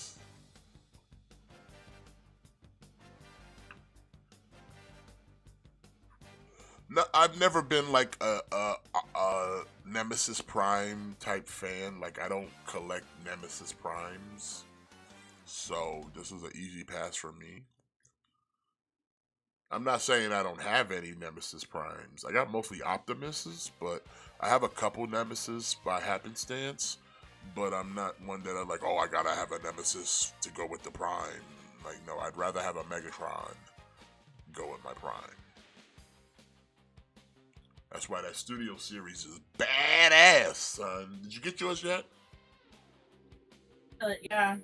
I got the only one I have is the Magnus. I ordered the Prime, but I don't have them yet, and I don't even like my pre-order from Big Bad still has not even come in. Damn, son, they holding you hostage right now. I think it's because I I think it's because I must have pre-ordered it later, or I must have pre-ordered it later, or it must have sold out and then went back up for pre-order, and then I pre-ordered it. Because So you got that mine extra it's long wait. You got that second run wait. yeah, because mine it's still showing on pre-order, and then the Optimus Prime I bought it, but I got it from somewhere else. I didn't get it from Big Bad Toy Store. It hasn't shipped yet. Uh, Uh, so the only one I have is the Magnus, but I think the Magnus is great. Like like again, if we're talking like figure of the year, then I would say the Magnus is definitely a contender, and from what I'm seeing, the Megatron is certainly a contender too. So yo, Megatron, like I said before, that shit is top 10 out of 10, top tier. Like I don't see how you can make a better Megatron after that. Like it's just that good. It's just that good. I don't There's no I don't question think you of like, can. is it good? Is it okay? Like, nah, this shit is good. Like this shit is certified like 100%. Like if you think the Magnus is good, like then like I said, set your expectations to fucking high stun because that shit is fucking like I said, there's no reason to buy any more Megatron in a chug scale. There really isn't. There's nothing, like I said before, there's nothing more they could do to Megatron other than make that shit masterpiece at that point. At this point, that's the only thing you could do is make it a masterpiece. Like I said, the only way this would be even more perfect is if it transformed into a gun. But even as a tank, this is the best Megatron you can get at a retail scale. Yeah, It it's is again. I the think it's best. the There's thing. not, like I said, people say there's a couple imperfections, like the cannon's a little off. That's fine. It's negligible, and I'm pretty sure DX9's probably making an upgrade kit for that anyway. But for the most part, there's not much they can do. The upgrade kits, basically, I can almost predict what they're gonna give you in the upgrade kit because that's how perfect this Megatron is. You're probably just gonna get a new fusion cannon that's a little better than the one it came with. You're probably gonna get an Energon mace. You probably get the gun that actually killed Prime. You might get a Kita Vector Sigma. But there's not really any other thing that they could add to this figure that like, oh, this fills in a gap or this fills in a spot. Nah, there's no gaps on this, bro. There's no holes to be filled on this figure. So like the upgrades at best are minuscule, if any, if to any. Cause like I'm not in that camp of like, oh, the fusion cannon. Like, yeah, is it as accurate? No, but it's still good. Like I said, I got no beefs. This shit's a 10 out of 10. Like I said, my only beef is it don't transform into a gun. But like I said, I live in a world where you can't do that no more. So it's whatever. I've you know what I'm saying? I've crossed that bridge already in my life to accept it. I'm not losing no sleep out here. That Megatron ain't a gun no more. Like it's whatever, bro. It's whatever. Like if you really hung up on it, then give up the franchise, give up the collecting because it's never gonna change unless you cop a third party or masterpiece, my guy. Yeah, like I think I think like you just said it. You just said it best. Like I think the Megatron transforming into a gun is just never gonna happen. So people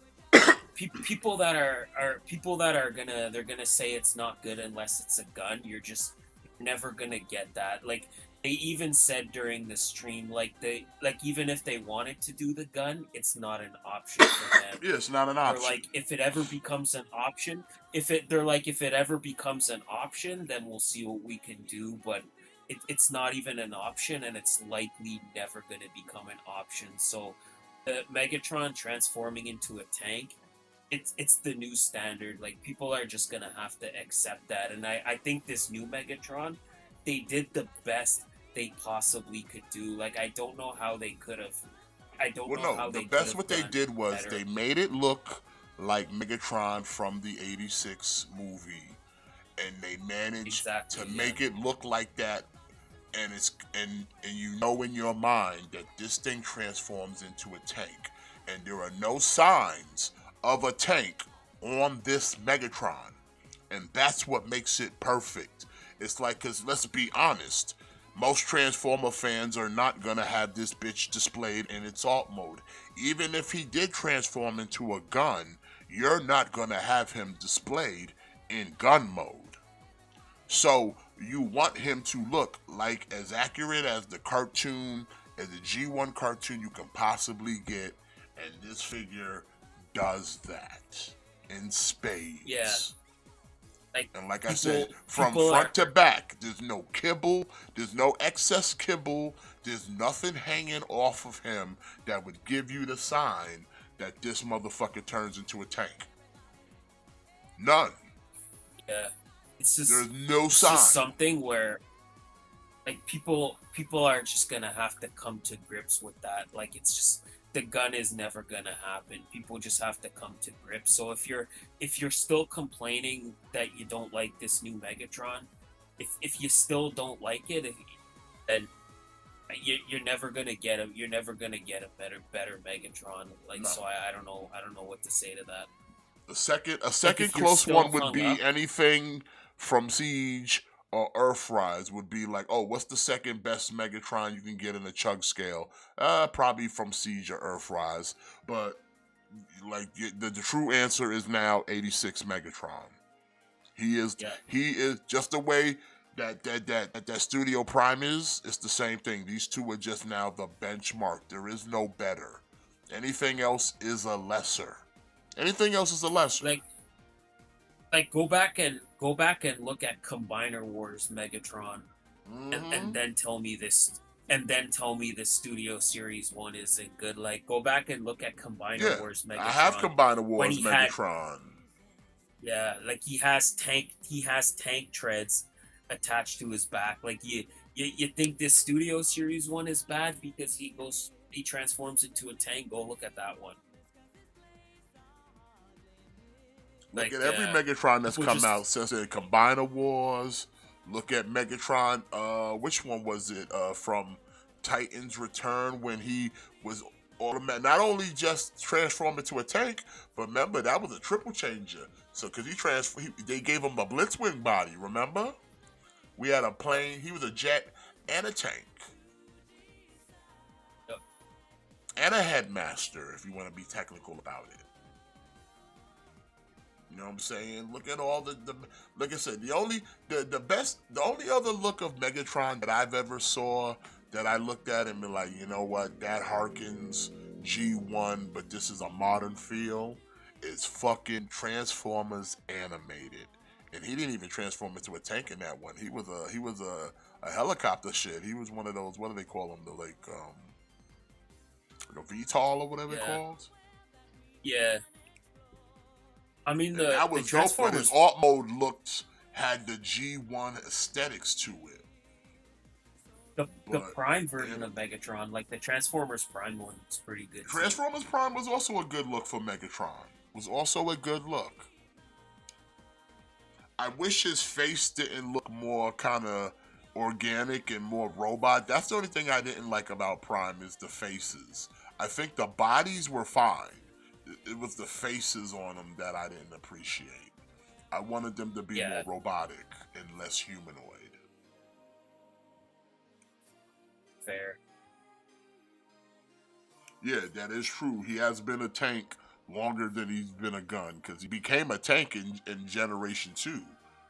So he literally went from being a gun to being a tank in the second generation. Thank you, Cobra, for the tech. And he's been a tank ever since. And before anybody come out their mouth and say, but what about Beast Wars? That's a namesake Megatron, not the Megatron. Yeah, Beast Wars Megatron is a totally separate character. Yeah, he's Megatron in name only. Yeah. he's more of a zealot of anything because he's just paying tribute. Yeah, I think it's just people have to move past the gun thing. People just have to move past it and accept that like you're never gonna get it. It's just not gonna happen. Like Hasbro like Hasbro already told you, like it's not even just it's not even just them. It's like legally they cannot do it. Like it's just legally No. they can't do it. So it's just not gonna happen. Like I said, the closest you got to that was you had to buy Masterpiece Megatron, and because that's sold overseas, you can get them. But they also had the orange cork his ass, so to indicate he's a toy gun. And like I said, smart to Kara's credit that they corked him, but they all knew not to glue the cork in because they knew everybody was going to pull the cork out. But again, once it comes into your house, that's on you. But they had to do some type of rules to be allowed to even ship this to people. Like the other thing too, like maybe it's for the best that he doesn't transform into a gun because people are wild enough in the streets right now. Like we Yeah. don't need people running around. We don't need people running around with Studio Series Megatrons and losing their life for something I like mean, that. listen, it's 'Cause, bad enough there's people these- running out there with airsoft guns and paintball guns shooting people. Okay? like these streets are crazy enough. These times are crazy enough. So maybe it's for the best anyway. Maybe it's for Yeah, the plus, best that plus, the gun all that will do is just fuck stays up in the our shit. past. All it will do is end up fucking up our shit anyway. So I Yeah. don't need to have that kind of cross pollination. You know what I'm saying? That's right. Let the figures stay on this side of the fence, and let the nonsense of the streets stay over there. And now the two That's should right, cross yep. mingle. Like That's I said, right. I don't want to see cats out there swinging Minecraft swords because they dented. You know what I'm saying? Because it puts a bad name on the products. Yeah. That's all I'm saying. Alright, well. Nemesis here, set you back 132. Expect to pay more April of 26. Oh, all right. Getting a Metroplex. It's a Metroplex, but this is from like a third party company, and I'm not sure like how big is this mofo. Yeah, I'm kind of questioning. I'm kind of Because questioning that because he's only. it's not giving any sense of scale in the description. But the fact that he's only $100 tells me Makes it, he's not Titan scale. yeah, he's definitely not Titan. But I mean, he could be because most Titans are almost around the $100 mark. But I feel like I think this might be Titan. I feel just by looking at it, I feel this is made for Legends collectors. Yeah, that's what I'm thinking. Cause the Star Prime was a Titan and that was 200.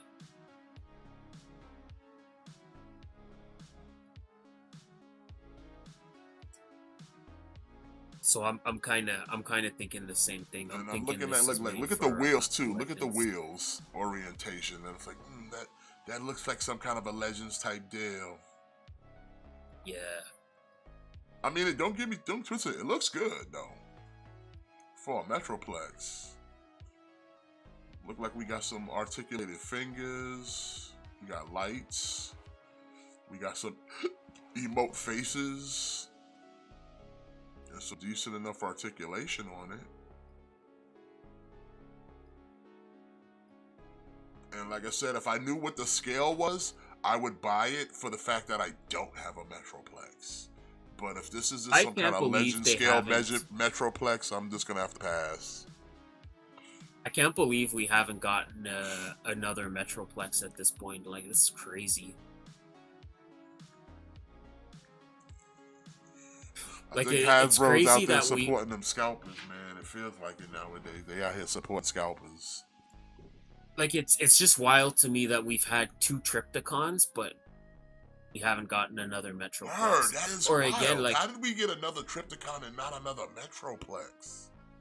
And you don't even need to make another Metroplex. Just re-release again. Just re-release the Combiner Wars one. That one Yeah, is and like perfect. do like Just you did with re-release that one. Triptychon. Just give it a new paint job. If you're that thirsty to say it's new, give it a new paint job. That's Yeah, all.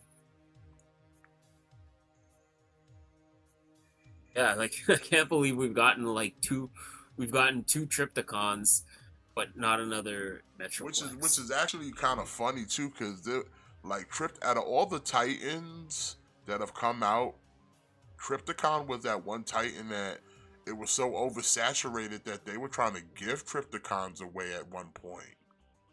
Yeah, Like there were spots out there like here Triptychon $75. Like there were stores out here trying to give this motherfucker away because it was like the apparently the market was saturated with Triptychons. That they were sitting there trying to give them away, and then y'all turned around and re-released it with a paint job for like $200, and I'm supposed to be like, "Oh, take my money." Like, nah, I'm good, bro. One, I yeah, had the first Triptychon. I paid full retail at the time. Like, I yeah. feel You and me stupid. I both. feel stupid now seeing that it was being sold for like $75, but it was like, listen, I didn't know. No one knew. Yeah, like that's part of it, right? Is like you never you have to assess when to roll the dice and when to not roll the Well, dice. it And wasn't me, I even a thought, thing of excessive rolling the dice. It was a thing of I wanted this figure in my collection. So that was always like, I'm not even playing this in the mindset of a FOMO type thing. I'm playing this in the sense of I bought this because I wanted it in my collection. And I didn't no, want to but run the risk of it not being available, so I bought it when it originally came out. It was more of the kind of damn son, if I wish I only knew that later down the road this shit would be being sold for like $75, and I that's what could I have saved mean. a couple. I could have saved a couple of bucks, but it's like I'm not even mad about that because it's like, you know what, it's all good. I got mine. I got mine. But that's what I mean, where like when you're rolling the dice, like some stuff you look at it and you could foresee that it's gonna get clearanced out. Like some stuff you already know, like yeah, like this is gonna be at Ollie's. Like this is gonna get clearance. Like some stuff you can look at it and you could automatically predict it. Yeah, but Like something like a Triptychon it Triptychon, you're not expecting is it to not be one. something that you could Yeah, find at an Ollie's. exactly. Yeah. So it's like, okay, you don't really think about it, and then like I said, they turn around and re-release it with a new paint job, and it's like, okay, it looks nice and all, it's cute, but I'm not in the market for having true Triptychons now. And on top of that, it's like, hey, your first one was out here selling for $75. Why would I now pay the upcharge for the same fucking figure just because you got a paint job on it? And I'm not that kind of stickler that I needed to look like it did in the cartoon where it was fucking dark black instead of the gray that it came in. It's like, listen, it still looks like Triptychon, my nigga. Yeah. That's it. Everybody that ever seen it knew what it was right off the rip. Oh, that's Triptychon. Yeah, no shit. So I'm good, bro. Like it's not that serious for me like that. But like I said, I would like another I would like another shot at a Metroplex. I would like another shot at a Metroplex.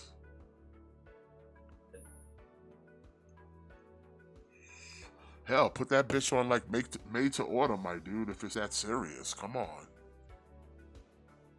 Put that shit on a pre-order for like a month.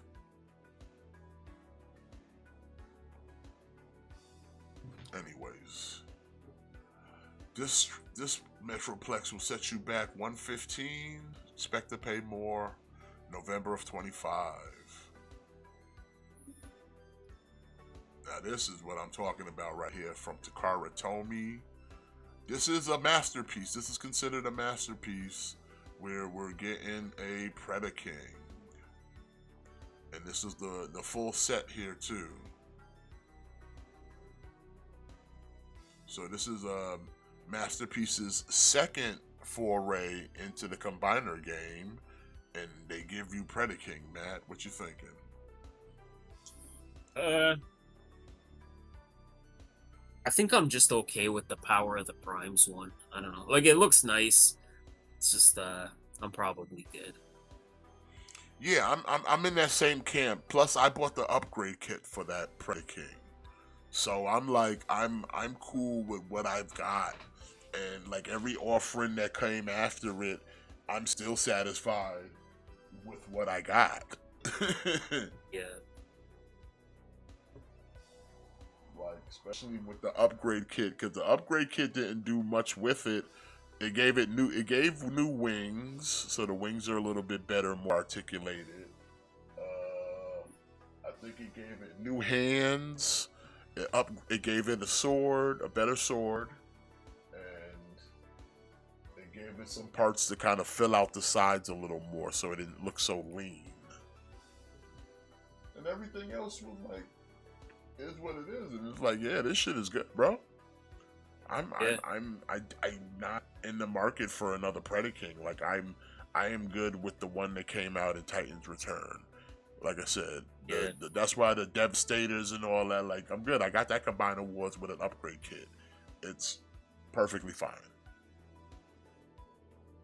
I do not need another one. Go, well, this one's more accurate to the movie and shit. That's okay. Like, I don't need complete accuracy.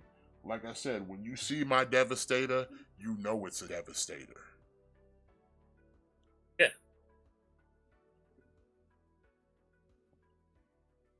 So it's like, yeah, man, I'm okay. But like, yeah, this Predaking is fine. It's a combiner. But like the look of it is like, it doesn't go with anything masterpiece that you would currently have in your collection, though. That's the part that kind of throws me off of this new style of masterpiece that they're doing out here, because it's the same with what they did with Raiden. Like, Raiden in some of its parts doesn't go with anything you have in your masterpiece collection currently. And I'm talking combined mode, or like I said, the sum of its parts. The bot modes don't go with anything that's out there in current masterpiece scale. And these right here are also masterpiece, and again, the aesthetics, the size, everything, none of this goes with anything with your masterpieces. Which is like an odd decision to make, like, especially when everybody's out here trying to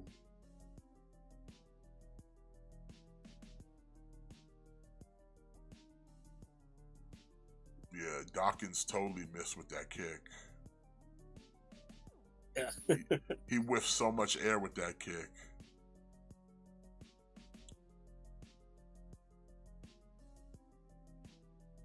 Can't wait to see that on Botchamania.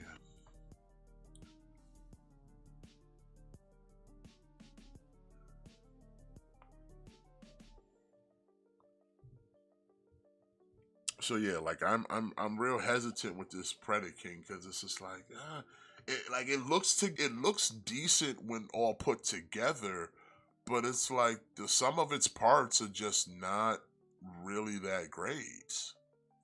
And this is, again, supposed to be a masterpiece, so I'd expect I'd expect more, because this costs so much money. I mean, it's not that much money. I mean, we're talking what? $440 for a combiner of 5. That's not the worst price, but it's still a substantial lot of money for something that's not kind of hitting the mark. You know what I'm saying? Yeah. Like, I'm okay with the look of it and all, but it's like, you know what? The look is okay. I'll stick with my Predaking I currently have. It holds up nicely. Yeah. And yeah, I'm good. Yep, me too. But again, like, Takara, and like I said, this is the second combiner now.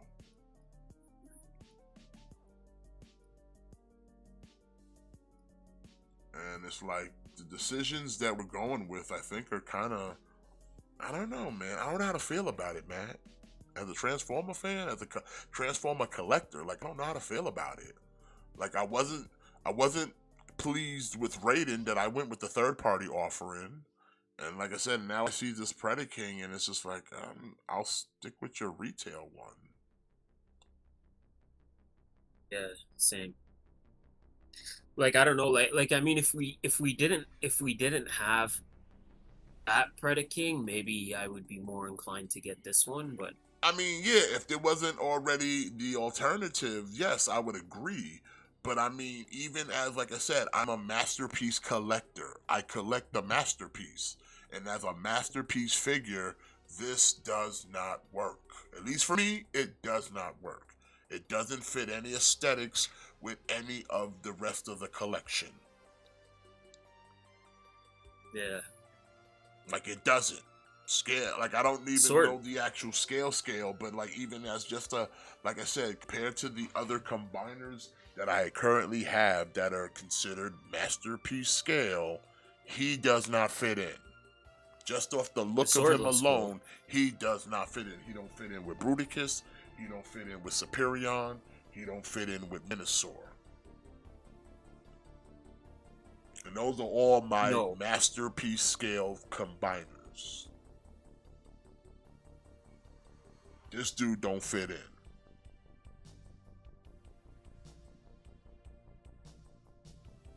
And he don't fit in with Raiden either, because Raiden's also in the masterpiece scale and is that looks the part. And I'm talking the third party one, not the masterpiece one. Like this dude don't fit in. Like I said, it's pretty. Like I'm not doubting that. I'm not saying like it's not a good looking figure. That it's not like it's like decent looking Transformer. But like, is it? Would I call it a masterpiece? Nah. It's the Karatomi brand, but nah, man. This is some stylized shit that I'm just like I can't.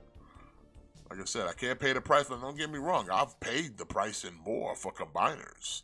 And like I said, the 400, this is actually kind of a not bad price. For a combiner, this is not a bad price. Because like I said, at minimum, a combiner set is setting you at least 500. Because you're looking at 100 plus per figure. So the fact that you're getting this for like almost 450 and for 5, not a bad price. But also, I saw what the figures look like, and they're not masterpiece scale. So that probably explains why the price is a little dipped in that fashion. Look at that, yo. We're going hard on the tag team matches tonight. We got Profits and DIY going in on it tonight. Oh! Yo, so you saw our B-Fab face went off the steps like that, though? yeah. I don't know if this is I don't know, like, was this just announced or if this was announced earlier and I'm just seeing it now, but Ricochet versus Ace Austin on Collision tomorrow. Who? That might be fire. Would you say Ricochet and who tomorrow? Ace Austin. Ace Austin? Yeah. Why does that name sound familiar?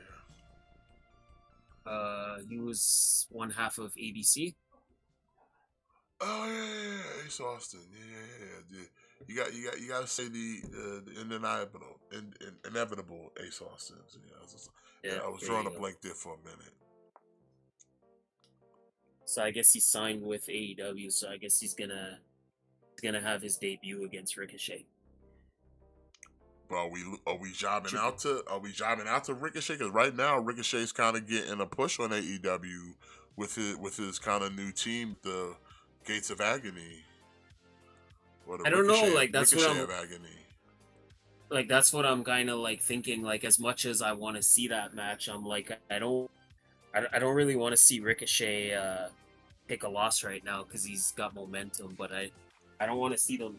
I don't want to see them beat Ace Austin in his debut.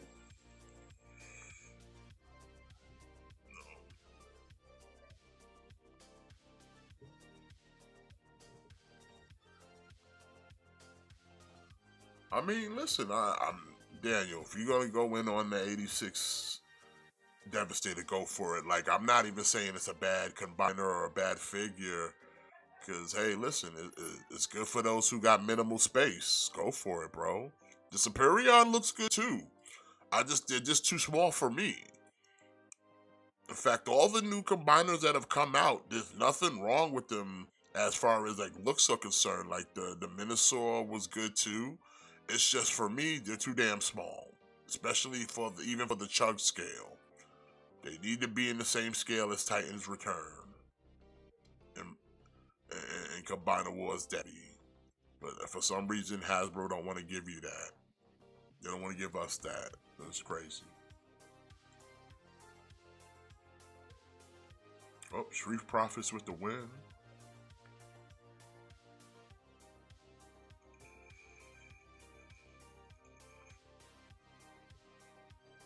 Like they should put the Motor City machine guns on Raw.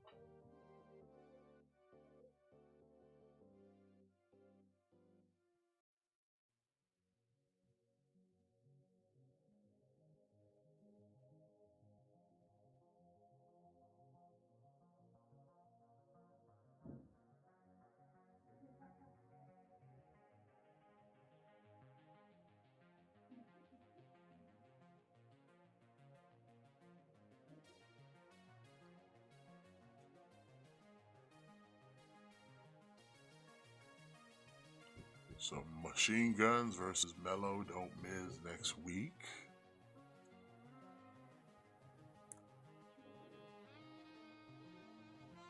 Said I don't mind Melo and Miz as a tag team, but just if you're gonna put them together, then fully invest in them.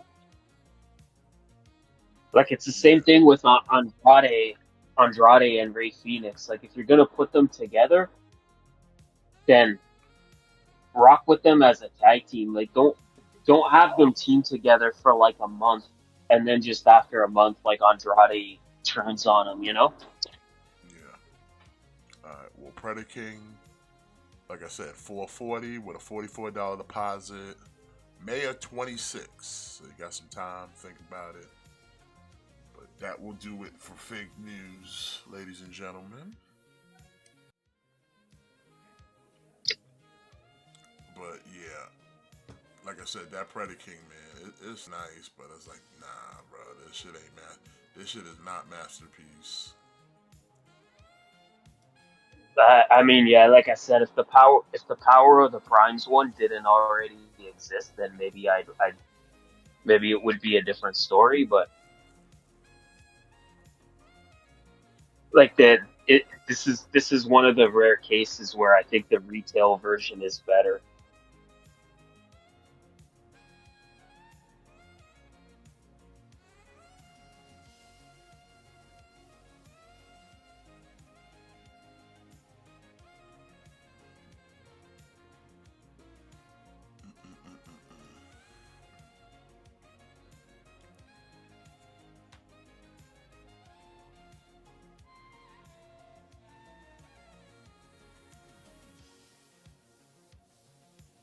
So I guess yeah, we're not doing no draft. I guess because we just swapping players because Sammy's on SmackDown trying to go for the United States Championship now. So I think that quest for world title just he just forgot about that, huh? I think the thing with the draft is even the brand split doesn't mean anything at this point because guys just guys just show up wherever. Like LA Knight was like 3 4 weeks ago, LA Knight was on SmackDown, and now all of a sudden he's on Raw. Yeah.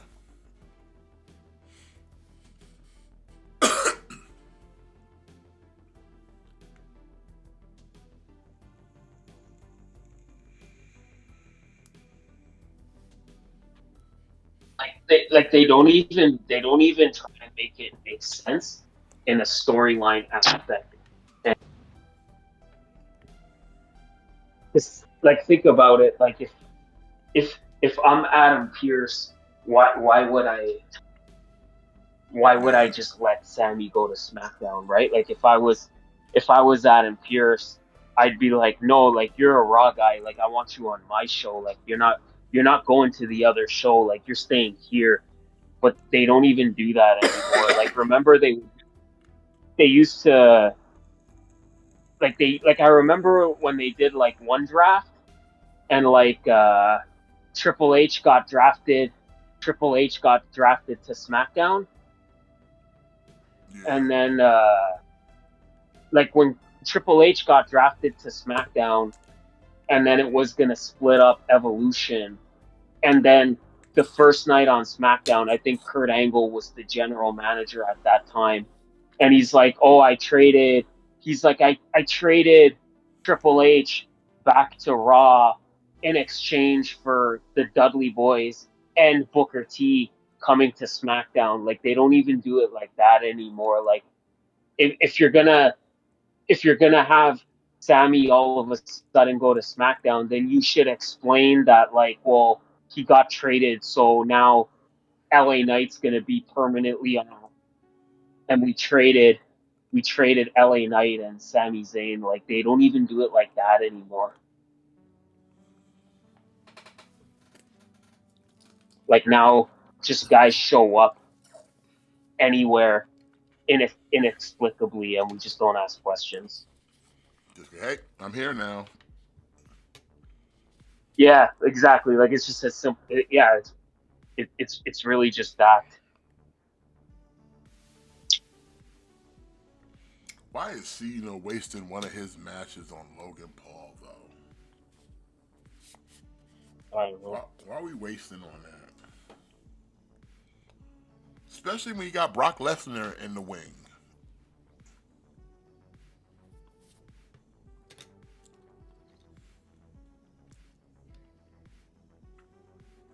Maybe maybe they want Cena to do the job for Logan Paul to like try to get Logan Paul over as like the next big star. Nah, I ain't gonna do that.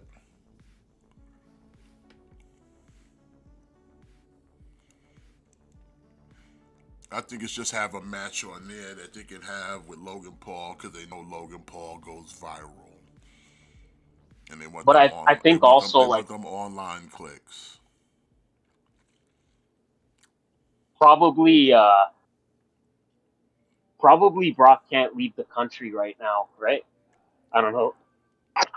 Or maybe Brock doesn't want to make the trip to France. So maybe they're like, okay, we'll do Logan and Cena at the France pay-per-view, and then we'll do Brock and Cena like at Survivor Series or something. When exactly do they transition from Peacock to ESPN though? Did they say? I don't know if they've said yet.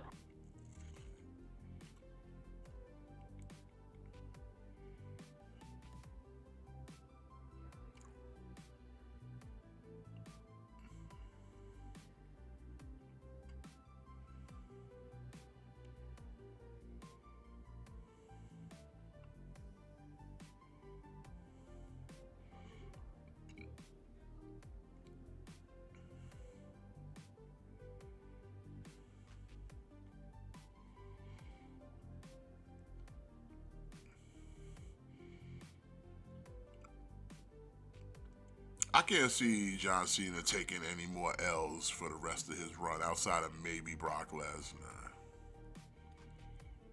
I don't know. Especially the Logan Paul. Like, come on now. I think they've allowed Logan Paul to beat enough creditable names that he don't gotta beat John Cena. Oh, we got the truth.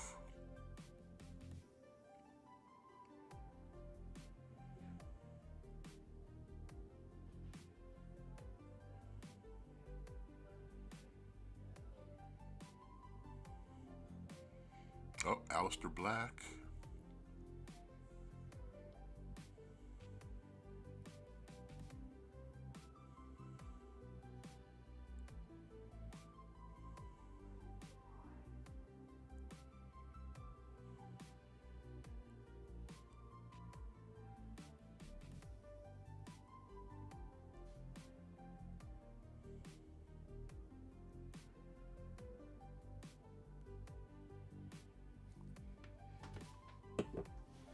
Uh-oh, he's talking to Ron Killings now.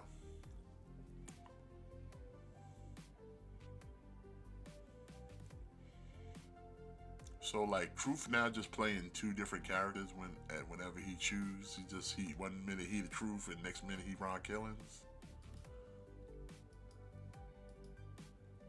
Is that what we do now? I think he said this. No, I think he said the serious character was gonna be phased out. Like the serious character's done.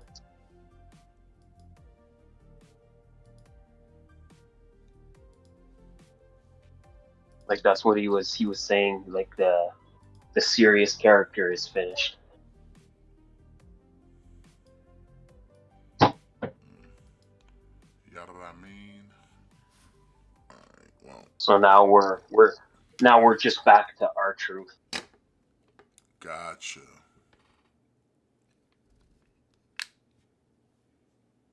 Are we doing the main event right now?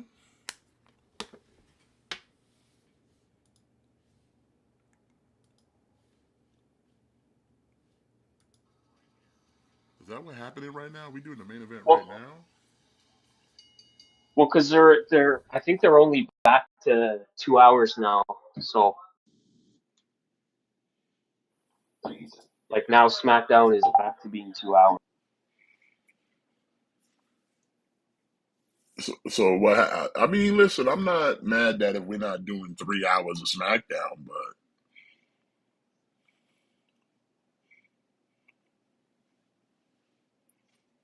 I think No, like almost three every hours match. is way too long. Yeah, it's definitely too long.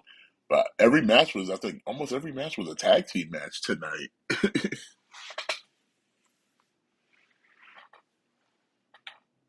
except for Because he maybe said the the SmackDown Bliss tag and team was Piper Niven match. Like every other match was kind of like a tag match or something. like the SmackDown tag division is so stacked that it makes you wonder what went wrong on the Raw tag division. And nothing. Netflix was what happened, really. And it's not like Raw doesn't have enough tag teams. They got enough dudes. They just really ain't using the tag teams. They give the belt to somebody and then they just sit there and hold it hostage. Like, have no real idea of like, oh, we're gonna have a tag division here. Like, you got dudes, but you're not using any of them. And on top of that, there's not much time on Raw to even give the tag team any shine because the way y'all got it set up on Netflix is like y'all barely have time for matches. Y'all do maybe 3 to 4 matches per show usually now on Raw, if you're lucky. Half the other part of the show is nothing but fucking talk segments with occasional like schmazes, so it's like people feel like they got something out of it because this person got beat up or this person got put through a barricade or some bullshit. Where it's like, hey, couldn't we just have had a match? Like we literally have like 3 to 4 segments and maybe 3 to 4 matches if you're lucky.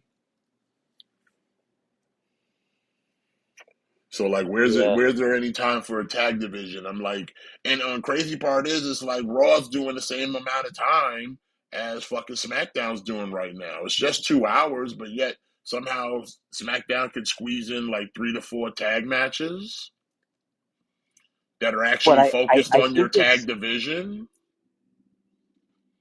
but I think it's like you said before. Like I think Raw is more like the glamour show, and then SmackDown is more like the work rate show.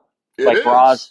It Raw's the is. more Raw's Raw's the more like story the story heavy show, whereas SmackDown you get a little less talking and you get like more action. Yeah, like you still get the talk segments, but they're mostly backstage at nowadays to just set up future match for next week's show.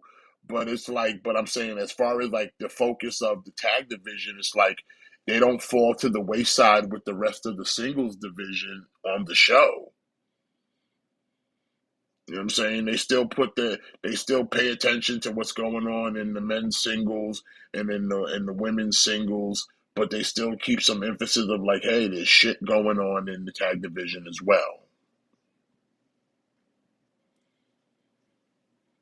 Like I said, they even if you don't see her on TV in a match now, you're still getting backstage segments with the women's United States champion Julia and a half black, half white Kiana James and a big fake new titties. At least to keep it presence in the story.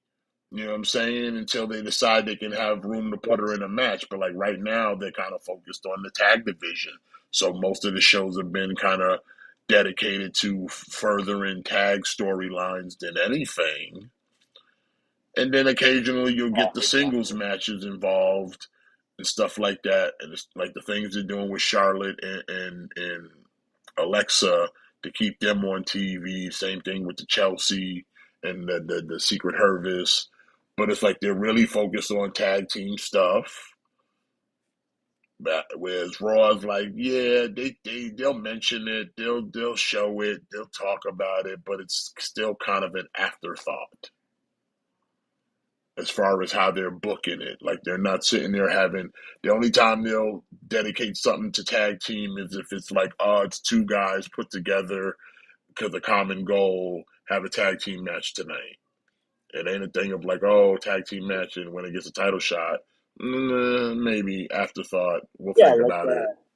like like perfect example, right? Like the Brawny Boys is like the perfect example. Like they work a lot of tag team matches, but they're not in the tag team division, so to speak.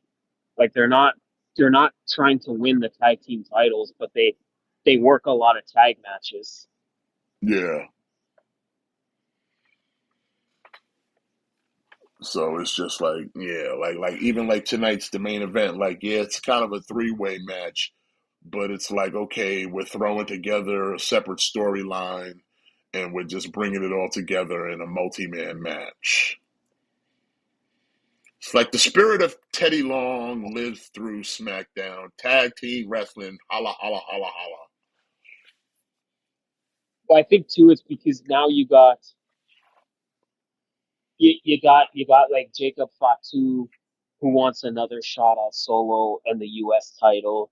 You got Sammy, who wants a shot at Solo and the U.S. title, and then you got Jimmy, who wants a shot at Solo and the U.S. title. So I guess it kind of like they're all they're all feuding with Solo and the MFTs right now. So yeah, okay, let's join forces since we're all on the same page. Like we're all we're all united against the same enemy. Yeah. Although, like, Jimmy needs to get a little higher in the pecking order because he's really been taking a back seat to everybody else up in this bitch. Like, he's literally being treated like an afterthought. It's kind of crazy because if you go back and you look at the heart, like you look at the trajectory of like the Hardys, like Jay's already been intercontinental champion and he's been world heavyweight champion. Like Jimmy hasn't even like sniffed. the United States title, much less won it. Whereas Well, I mean, to be fair, Jay's already, he has been out for a while. To be fair, but at the same time, like they're not really putting him in a position to look like, okay, why is he not trying to go for the U.S. title? Why is it only just Jacob? yeah, exactly. Like Jay's already had both singles titles. Jay won the Royal Rumble. Jay had his match at WrestleMania. Like Jay's a former world champion. Jay's a former intercontinental champion. Like Jimmy hasn't even come close. Like he's gotta he's gotta he's got to at least try to win that U.S. title.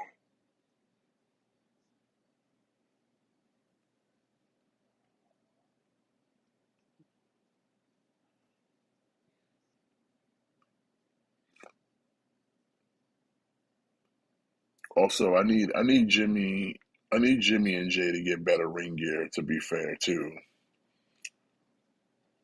this casual Samoan look is not doing it no more. No, no, it's not.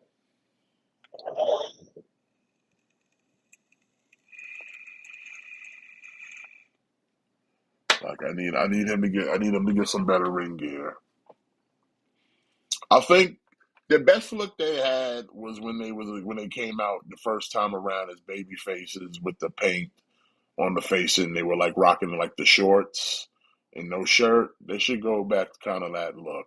Like the Uso Penitentiary look gave them the the the excuse to just kind of bum around in like kind of regular clothes gear. And like yeah, it worked for the time, but now it's like come on, I need you to look like a wrestler. Even Solo's out here looking like a wrestler at least. You know what I'm saying?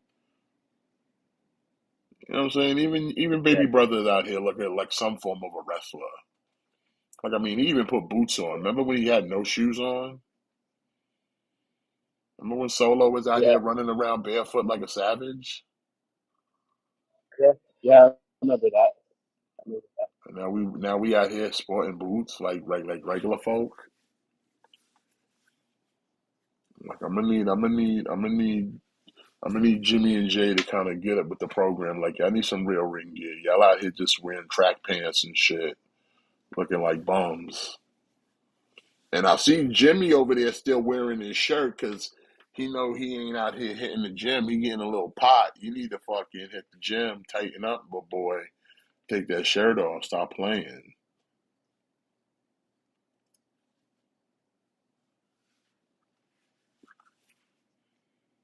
I'm saying you better start hitting the gym, crunching them abs, boy.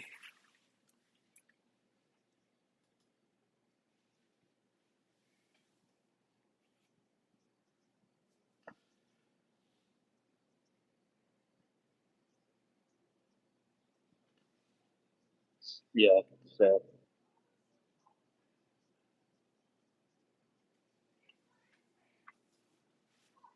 How much time you got left over there? like 5 minutes. Okay. Like, yeah, man, this Vegas, son, this shit is nice. I even like the little Yeah, effect it comes with. It comes like a slash effect that you could put on the claws. Like you could like stick the claws in the slash effect. That shit is dope. yeah. That's cool. That's a nice The switch. braid on the hair is articulated as well. Like I said, like Jada don't fuck around, man. They really don't fuck around.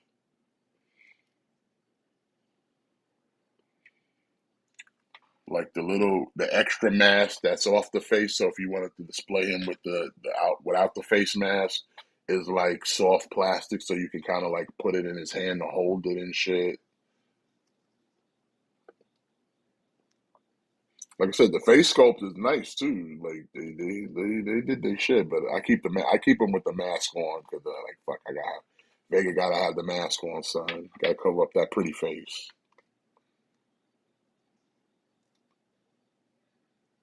Yeah, Yeah, same. I wouldn't bother displaying them.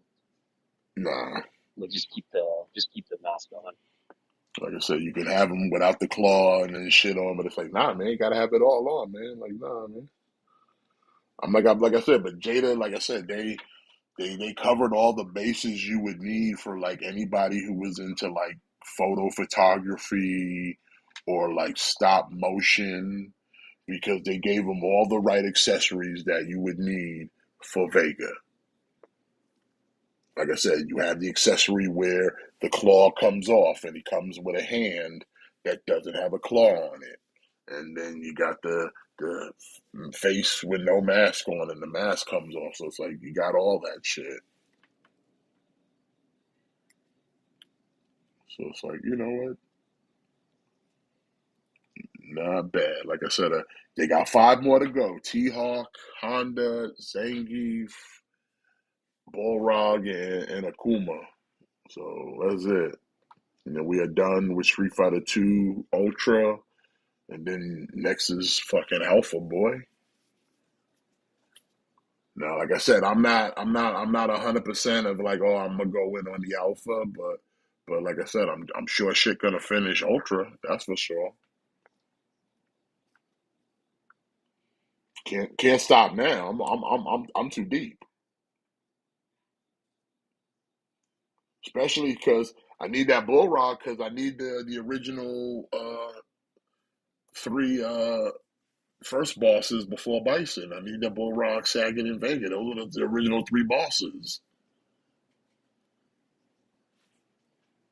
So I was like, I gotta do that. Like I said, I got him in Sagat. All I'm missing now is Bullrock, kid.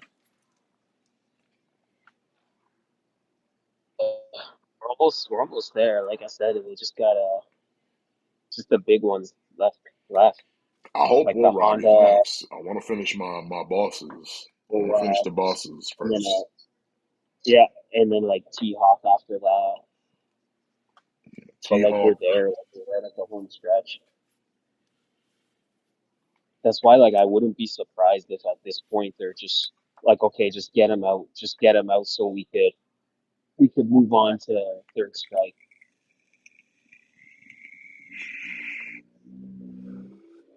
I would hope, like, if they really try to get with that next line of shit, that the coming fall season and like just for the rest of 2025 and then in the beginning of 26, like we get all five of them out of there. If we can get them all out of there by then, would be awesome. Yeah, like that's what I mean. Like I wouldn't be surprised if that's what they're trying to do.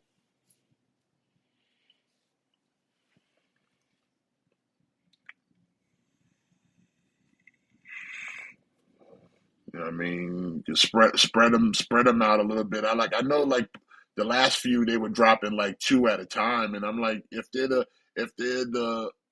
all gonna be the big boys, I would say maybe spread them out a little bit because I know, like I said, the deluxe ones were 40, so like you talking 80, basically $80 for two figs, which again is not nothing. It's not bad to knock out in one shot, but you might want to space it out a little bit for some people. But it's like, let's say if like starting now, if they put out one every month, like that would not be too bad.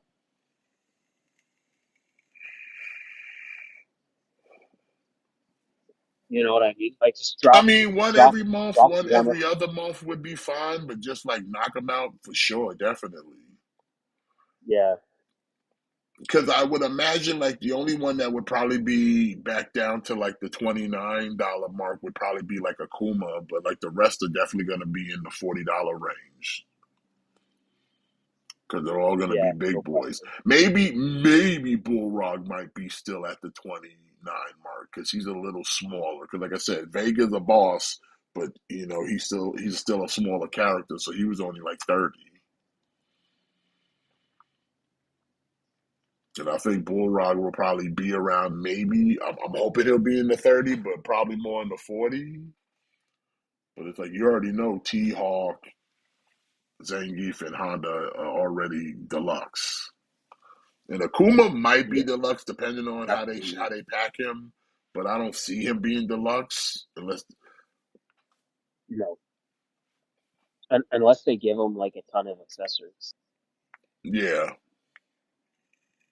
Like unless they give him like a ton of accessories to try to justify making it a deluxe.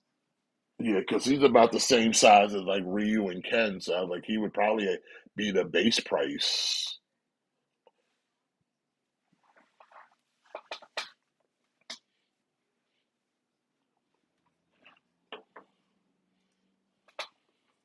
Plus, they put the sash on him in a way where it's like you could take it off if you wanted to, but you really don't because it's like it's perfect the way they put it on. And like I said, it's also got wiring in it so you can articulate the sash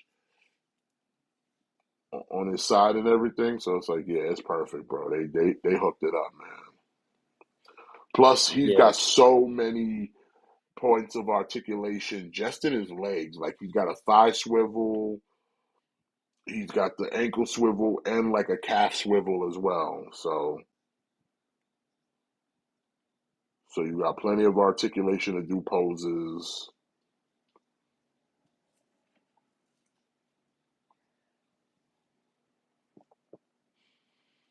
So yeah, I would give him like a I would give him like a I'd give him a 3.5 out of 5 just because some of the tolerances are a little bit loose on it. But for the most part, it's a good figure.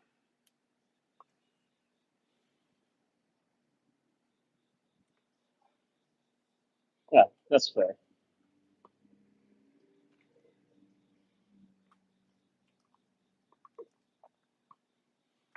Plus, it almost kind of wonder. I kind of wonder like what would they give him with player two though? Because like all the player twos get some kind of different a new accessory. What would they give Vega as player two? Oh, it's Sami Zayn with the win with the haluva kick over Solo.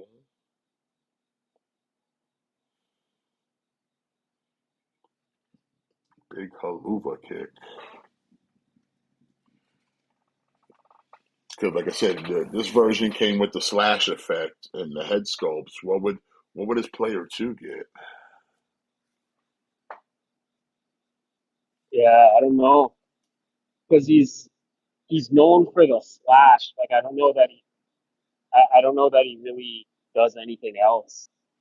Like Not I don't know that really. he has any other like I don't think he has any other kind of like signature attacks. Like I think he's just known for the slash.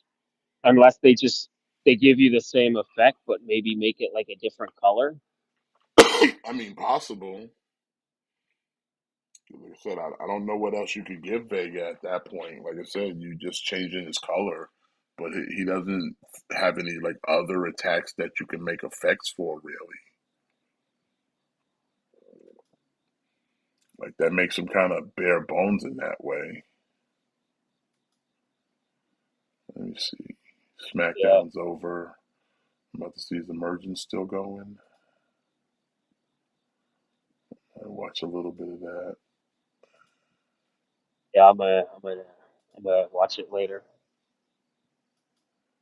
All right, well, we Catch got the Jake replay. something versus Steve Macklin. Oh, that sounds horrible. Is this for the international championship? No, that's the question. I think it is. I think it is. I mean, they got looks like they got a good crowd in hand at hand. So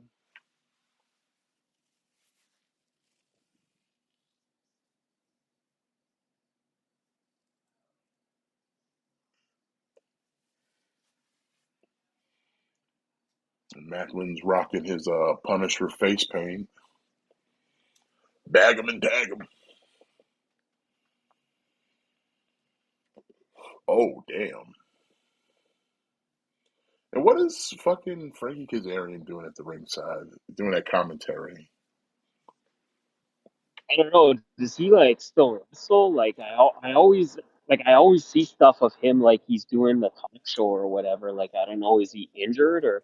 I have no idea. Like he's still out here calling himself the king of TNA and claiming he'll be the next champion, but he's like he still wrestles, but it's like nowadays it's just like he's kind of in this angle, and it's like what are we doing with Frankie Kazarian? Honestly, Like, how about we just pull the Yeah. trigger? Like, if he's pushing to try to be like the biggest heel on TNA right now, so it's like, why not pull the trigger and put the title on him?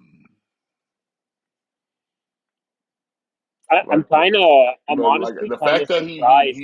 he called his shot and didn't succeed is kind of like, what was the point?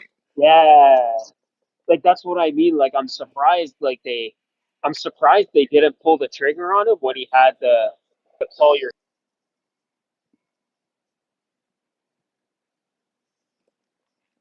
So like, it really makes me wonder, like, what are we doing over here with Frankie Kazarian right now? Like, we brought him back. And then We like gave him the X Division title, and then he tried to get a title shot then, but I never pulled the trigger. And now we, like I said, you gave him like a second chance with the call your shot, and then we don't pull the trigger.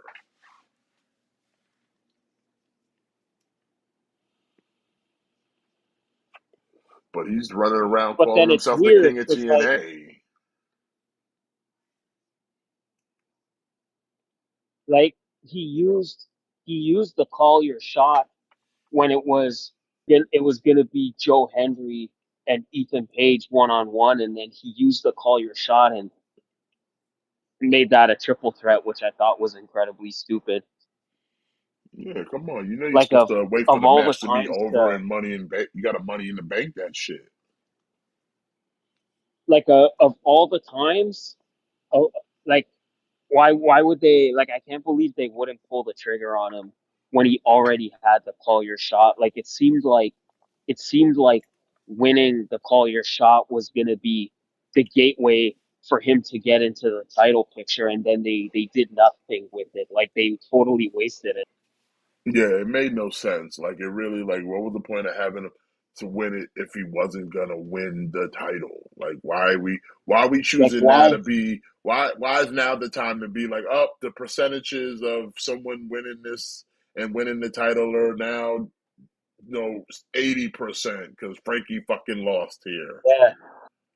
Like look how many people successfully cashed in before WWE decided, okay, it's time for someone to cash in and fail. Like it, it got to the point where it was like 100% guaranteed. If you won Money in the Bank, you were going to be world champion. Like it took them forever.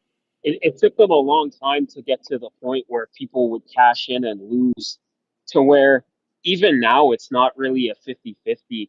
Like I kind of can't believe TNA would just give them give them the call your shot just to waste it like that, you know? It's like mind blowing to Right me. now, the only thing that's 100% is the women's Money in the Bank. So far, it still has 100% win rate because every Yeah. woman that cashed in has won the title. The men's is probably down to like 80 some percent. You could thank Damian Sandow, Baron Corbin, John Cena, and Austin Theory for that. And am I missing anybody else that might have cashed in and not won a title? No, I think that's the Mount Rushmore of failed cash-ins. Damian Sandow, Baron Corbin, John Cena, and Austin Theory. That's like a thing where if it's like one of those like word games where it's like, what do these four have in common? So if we do that like by the It's like, percentages, four people failed out of 100. So it's like a what? It's about a 60% win rate at that point. yeah, if not, yeah, like if not higher, like if not like 80%. Yeah, not about 80%, but like I said, the women are at 100% win rate, and like I said, Kazarian I think was the first to do the call your shot and not maybe I'm not that up to date with TNA lore when it comes to the call your shot, but for the most part, the people I've seen that have had it have cashed it into some form of success. I just, again, I just kind of, I can't believe they would give them the call your shot. And then, like, it seemed like when Frankie went back to TNA, it seemed like it was like a big signing for them. Like they treated it like a big deal. And now I feel like they do nothing with him. like so what? Like now he's gonna go for the international title now or whatever it's called. It Like feels that way because man, he's sitting here doing commentary for this Macklin and something match, and he's been getting involved with these like dudes storyline wise. So it's like, what is the end game here for Kazarian? I can't put like I don't know. It's just like of all the times to not pull the trigger on somebody. Like I can't believe you wouldn't pull the trigger on him when he had the call your shot. Plus, he's like a legacy of TNA. He's a TNA original. It's like, come on, at least give him his flowers. What the fuck, bro? And it's like he's one of the guys like he wants to be in TNA because he loves TNA. Like he left he left his big AEW contract behind to go back to TNA because he believes in that company. Like you think that would count for something, you know? Like he's not like the Motor City Machine Guns. They left TNA, they went to WWE, they went to the bigger stage. Where Frankie, he came from the bigger stage back to TNA. Like he wanted to be there because he loves TNA and like you think that would count for something. Like I don't know. Like you think they would almost like you think they'd almost just give him the title as a gesture of good faith, as a way to say, Just hey, like like, thank thank you, you for yeah, being loyal. Like even if they would have had him cash in the call your shot and win the world title, you know, like even if they would have took it off him like 2 months later, like at least give him the one run so he I could at mean, least hell, you say gave he's the done title that. to Alex Shelley. You couldn't give the title to Frankie Yeah, Kazarian. because too, like Frankie's one of those guys. Like he's got more years behind him than he does ahead of him. So even though, like, right, like I'm not suggesting he's close to retirement, but he's not like a young guy. Like he's like an established veteran, you know. Yeah, it's just Like like you would you feel like this would be the this would be the time to do it. It feels like this would be the time to do it, you know? you would have thought. Like I said, he had to call your shot. They were playing in the position of like they were setting him up for it. And then like, okay, he uses it and he doesn't win. And it's like, okay, well, what now? And it's hard for me to take you serious as like you the king of TNA, you this, you that, and you keep dropping the ball. You still can't win the big one.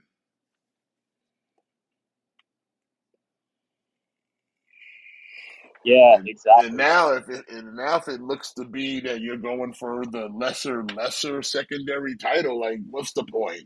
Okay, if we come out of this walking away the international champion, like did we really accomplish anything, Frankie? Are we Yep. really the king? Are we really the king of TNA? If we can't take the title off of Trick Williams,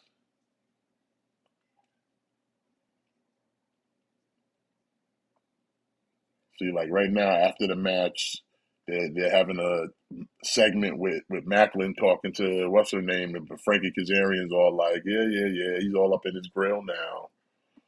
And it's like, are we really doing this, Frankie? I thought you was trying to go for the world title. Why are we going for the title that literally got repurposed from your digital media championship, my guy? The international title literally got Galvatroned, okay? It once was Yeah. Megatron and then it became Galvatron, okay? Your belt got It's fucking just it met up with Unicron and got reborn. It got reformatted. It used to be the don't forget, let us not forget the international title used to be the Digital Media Championship, and it got reformatted. It got turned into Galvatron, even with the different color strap, my dude. it's just Behold, Galvatron. like uh like me, like I said, I can't believe they would have put it on him when he won the call your shot. Like of all the times to pull the trigger, you think that would have been it. Yeah, but now we got him pushing for the international championship, formerly digital media championship. Like you would have thought like that would have been the moment because I don't know, like then I gotta ask, well, I don't know, like when is Frankie's time then, because like he's not getting any younger. So when does it become Frankie's time? Yeah, hell, even Ring of Honor put the title on fucking what's his name? Christopher Daniels? Yeah, Christopher Daniels. So it's like, come Yeah. on, man, Yep. throw the dude a freaking bone. Yeah. Like you'd think if anything, like I said, just as a sign of like thanks for being committed to us, like thanks for your hard work, like of all the guys that have been TNA champion, like I don't know how Frankie just keeps getting overlooked. Oh, we got the Rascals going up against the Hardys for the tag titles coming up. Like Rich Swan, like you put the title on Rich Swan. Yeah, you put the title on a lot of people, and you still ain't put it on Frankie Kazarian. That's wild. You put that shit on Tessa Blanchard, Yeah, and you ain't put it on fucking Frankie Kazarian. yeah, that's right. Tessa Blanchard was the champion. You put it on people like John Morrison, fucking Brian Cage, Nick Cage, not Nick Cage. What his name? Yeah, you know what I'm talking about. Brian Cage. Brian Brian Page. Yeah, Sammy Callahan. You don't put Yeah. it on Penta. You don't put it on John Morrison. You don't put that shit on Austin Aries. You don't put this shit on Eli everybody. Drake. Eli Eli Drake. Drake was the world Motherfucker, you don't champion. gave this shit to Mick fucking Foley. And you can't get this shit to goddamn Frankie Kazarian? Yeah. You don't put this on Abyss. You don't put this on everybody. Right now, there's only two people that I've ever felt in TNA right now that should have been world champion at some point. One of them people being Frankie Kazarian, and the other dude is the alpha male Monty Brown. See, the thing is I think Monty would have got there. I think he's just he. I think he would have got there. He left the wrestling world too soon. Like He that's did, the but the time he spent that's in the TNA, thing. there was a time where he was really hot, and he was in the main event picture, but because it was the stranglehold of Jarrett, like it didn't happen. But it's like they could have gave him the opportunity to be NWA TNA champion, and they never really pulled the trigger on him. And then by the time it was But like it's I think good, he kind of bowed out by then. I It think he was would have by got then. No, there. he just moved on to Yeah, like WWE and became Marcus Corvan, and then that kind of ran its course, and then the rest is history. But it's like the time he was in TNA, early TNA, he Alpha Male was hot. But it's like I said, motherfucking Jeff Jarrett, bro.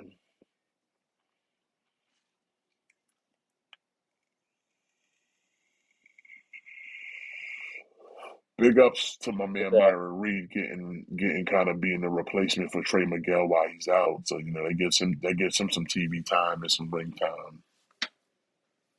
like Monty Brown is one of the biggest what ifs in like pro wrestling. Like the dude could have been like unstoppable. Like he's one of the biggest like what ifs, but and I respect his decision. Like his sister passed away, and then he had to raise her kids, and then he didn't want to be on the road while he was raising his sister's kids. Like, and I respect that, but it's just like he left the wrestling world way too soon. And again, like I respect the decision why, but like there could have been so much potential there. Yeah. So I'm wondering though, are we putting the There could titles have on the there could have Rascals, been so much. or the Hardys going to continue till Bound for Glory when they go up against the Dudleys? But that's not even going to be a title match, as far as I know, with the Dudleys. So it's it's like, kind of do the different, no? Like, Hardys really need the titles anymore? well, that's it. It doesn't make sense to me that you're gonna have that the Hardys not defend the titles. So either you have to take the titles off of them before Bound for Glory, or the match with the Team 3D has to be for the titles. What's those other titles they got with Because you them though? can't, They wearing second titles. They must have won at some indie pro. because you can't have the biggest show of the year, and then you have your tag team champions in a tag team match, and then have it not be for the titles. Like, it doesn't make sense to me. So like, I think like if that's the case, then yeah, like you either take the titles off of them, Ah, so or so Hardys are the fourth rope tag team champions as well okay. because they got two belts with them to the ring, and I'm like, what are these other two belts? And it's the fourth rope tag team titles. But I think that's the company that's like partnered with TNA, right? Yeah, they're partnered with them. They just mentioned it. So, like I said, Okay. TNA's out there trying to make moves, man. So good on them, bro.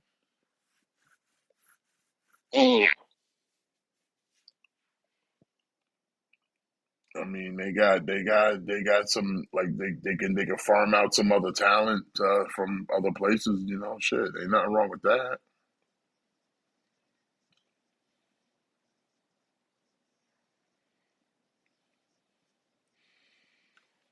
Plus, it's like seriously, like Hardys have kind of cemented themselves as like Hall of Fame tag team already.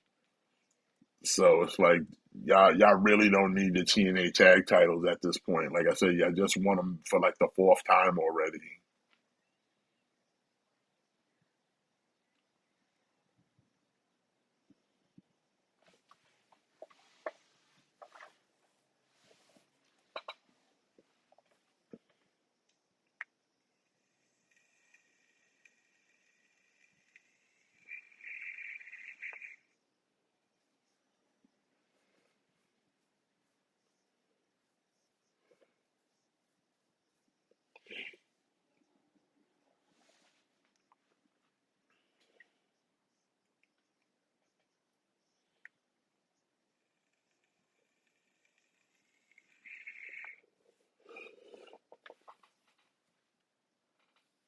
Would it be a fair statement to say that the Hardys changed the face of tag teams in wrestling today?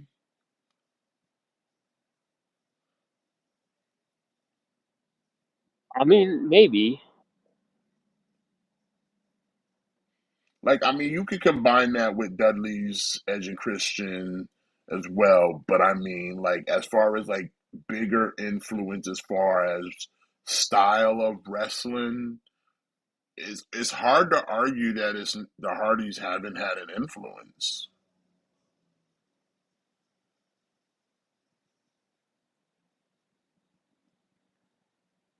Like, it's really hard to argue, especially when you look at teams like the Rascals or like a Young Bucks. It's hard to make the argument that you don't see influence of Hardys in these people more than any tag team, and especially with the way they wrestle, the aerial offense. A lot of that is very reminiscent of Hardy Boys. Yeah, I would say that's fair. Cause like there's always the question of like who's the greatest tag team of whatever era, generation, whatever you want to call it. But it's like like when you kind of look at the landscape of what wrestling looks like today, a lot of that shit looks like Hardy's. Whether that be the influence of Jeff or the influence of Matt. Like there's a lot of Yeah. Hardy maneuvers done, especially with smaller wrestlers out here. So it's like to sit there and say like to make the argument, yeah, of the modern era is the Hardys probably the greatest tag team of that generation. Definitely, I would definitely say they're the most influential. They're the most influential because, like I said, a Definitely, lot of people copy what they do. they're definitely up there. Like I said, like I think I would say they're more underrated in the sense of like, yeah, people will probably say others in conjunction with them, but I think like you could talk about them on their own and be like, yeah, like look, like I said, look at the landscape, look at a lot of tag teams out there, especially the tag teams who are like smaller dudes. The movements, the move sets, it's a lot of that shit is taken out of from Hardy playbooks. Like how many tag teams have you seen do a poetry in motion? How many cats is out here knocking out swantons and twist the fates and all that? Oh, there's a lot of cats, a lot of dudes. It's not exclusive to the majors. You'll see it in the indies as well. So it's like to sit there and say that they haven't influenced a generation of wrestlers. I mean, the Rascals have even said it themselves. Like, yeah, they were inspired from the Hardys. And like I said, say the same thing about the Young Bucks. You could say the same, just like I said, about a lot of tag teams. The Machine Guns. You know what I mean? Same thing. Yeah. Well, So it's like, but yeah, all right, bro. I'm about to jump out real quick. all right, man. I'm about to wrap it up. We reached our time, so we could call it a night. But yeah, don't work too hard, man. And, you know what I'm saying? I won't. And I'll get with I you won't. later, bro. All All right, later. right, all right. And to all y'all, man, appreciate y'all coming out tonight. As always, smash that like, subscribe if you haven't, and ring the bell so you stay notified. We'll be back here next week for some more Spaghetti and Friends action, and of course a little bit of wrestling talk there at the end, because you know how we do around here. But we do appreciate y'all coming out here tonight. Listen, y'all have a great night. Enjoy your weekend. We'll see y'all next week. And as Matt would always say, birds are not real. And remember to always kick out. Thick boys out.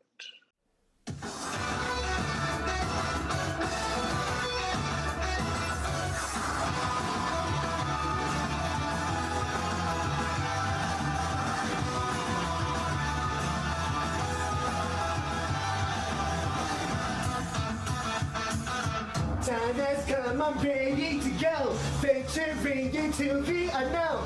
Fire's inside me, must be unleashed. People talk nonsense all the day. Shampoo kind, that's all they can say. I can't get no satisfaction.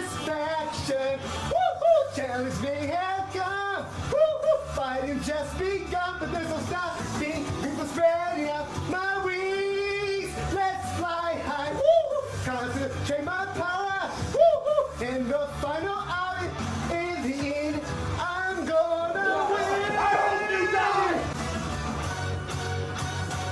Don't you know I'm unstoppable? Don't even try, cause you will fall. I got a strength deep in my soul that gives me courage and control. I'll go beyond the limit break. The universe is mine to take. I have no fear. I think it's clear. Let's keep guitar high. Get all this Dragon Ball Super. We got the skill to blow Xeno away.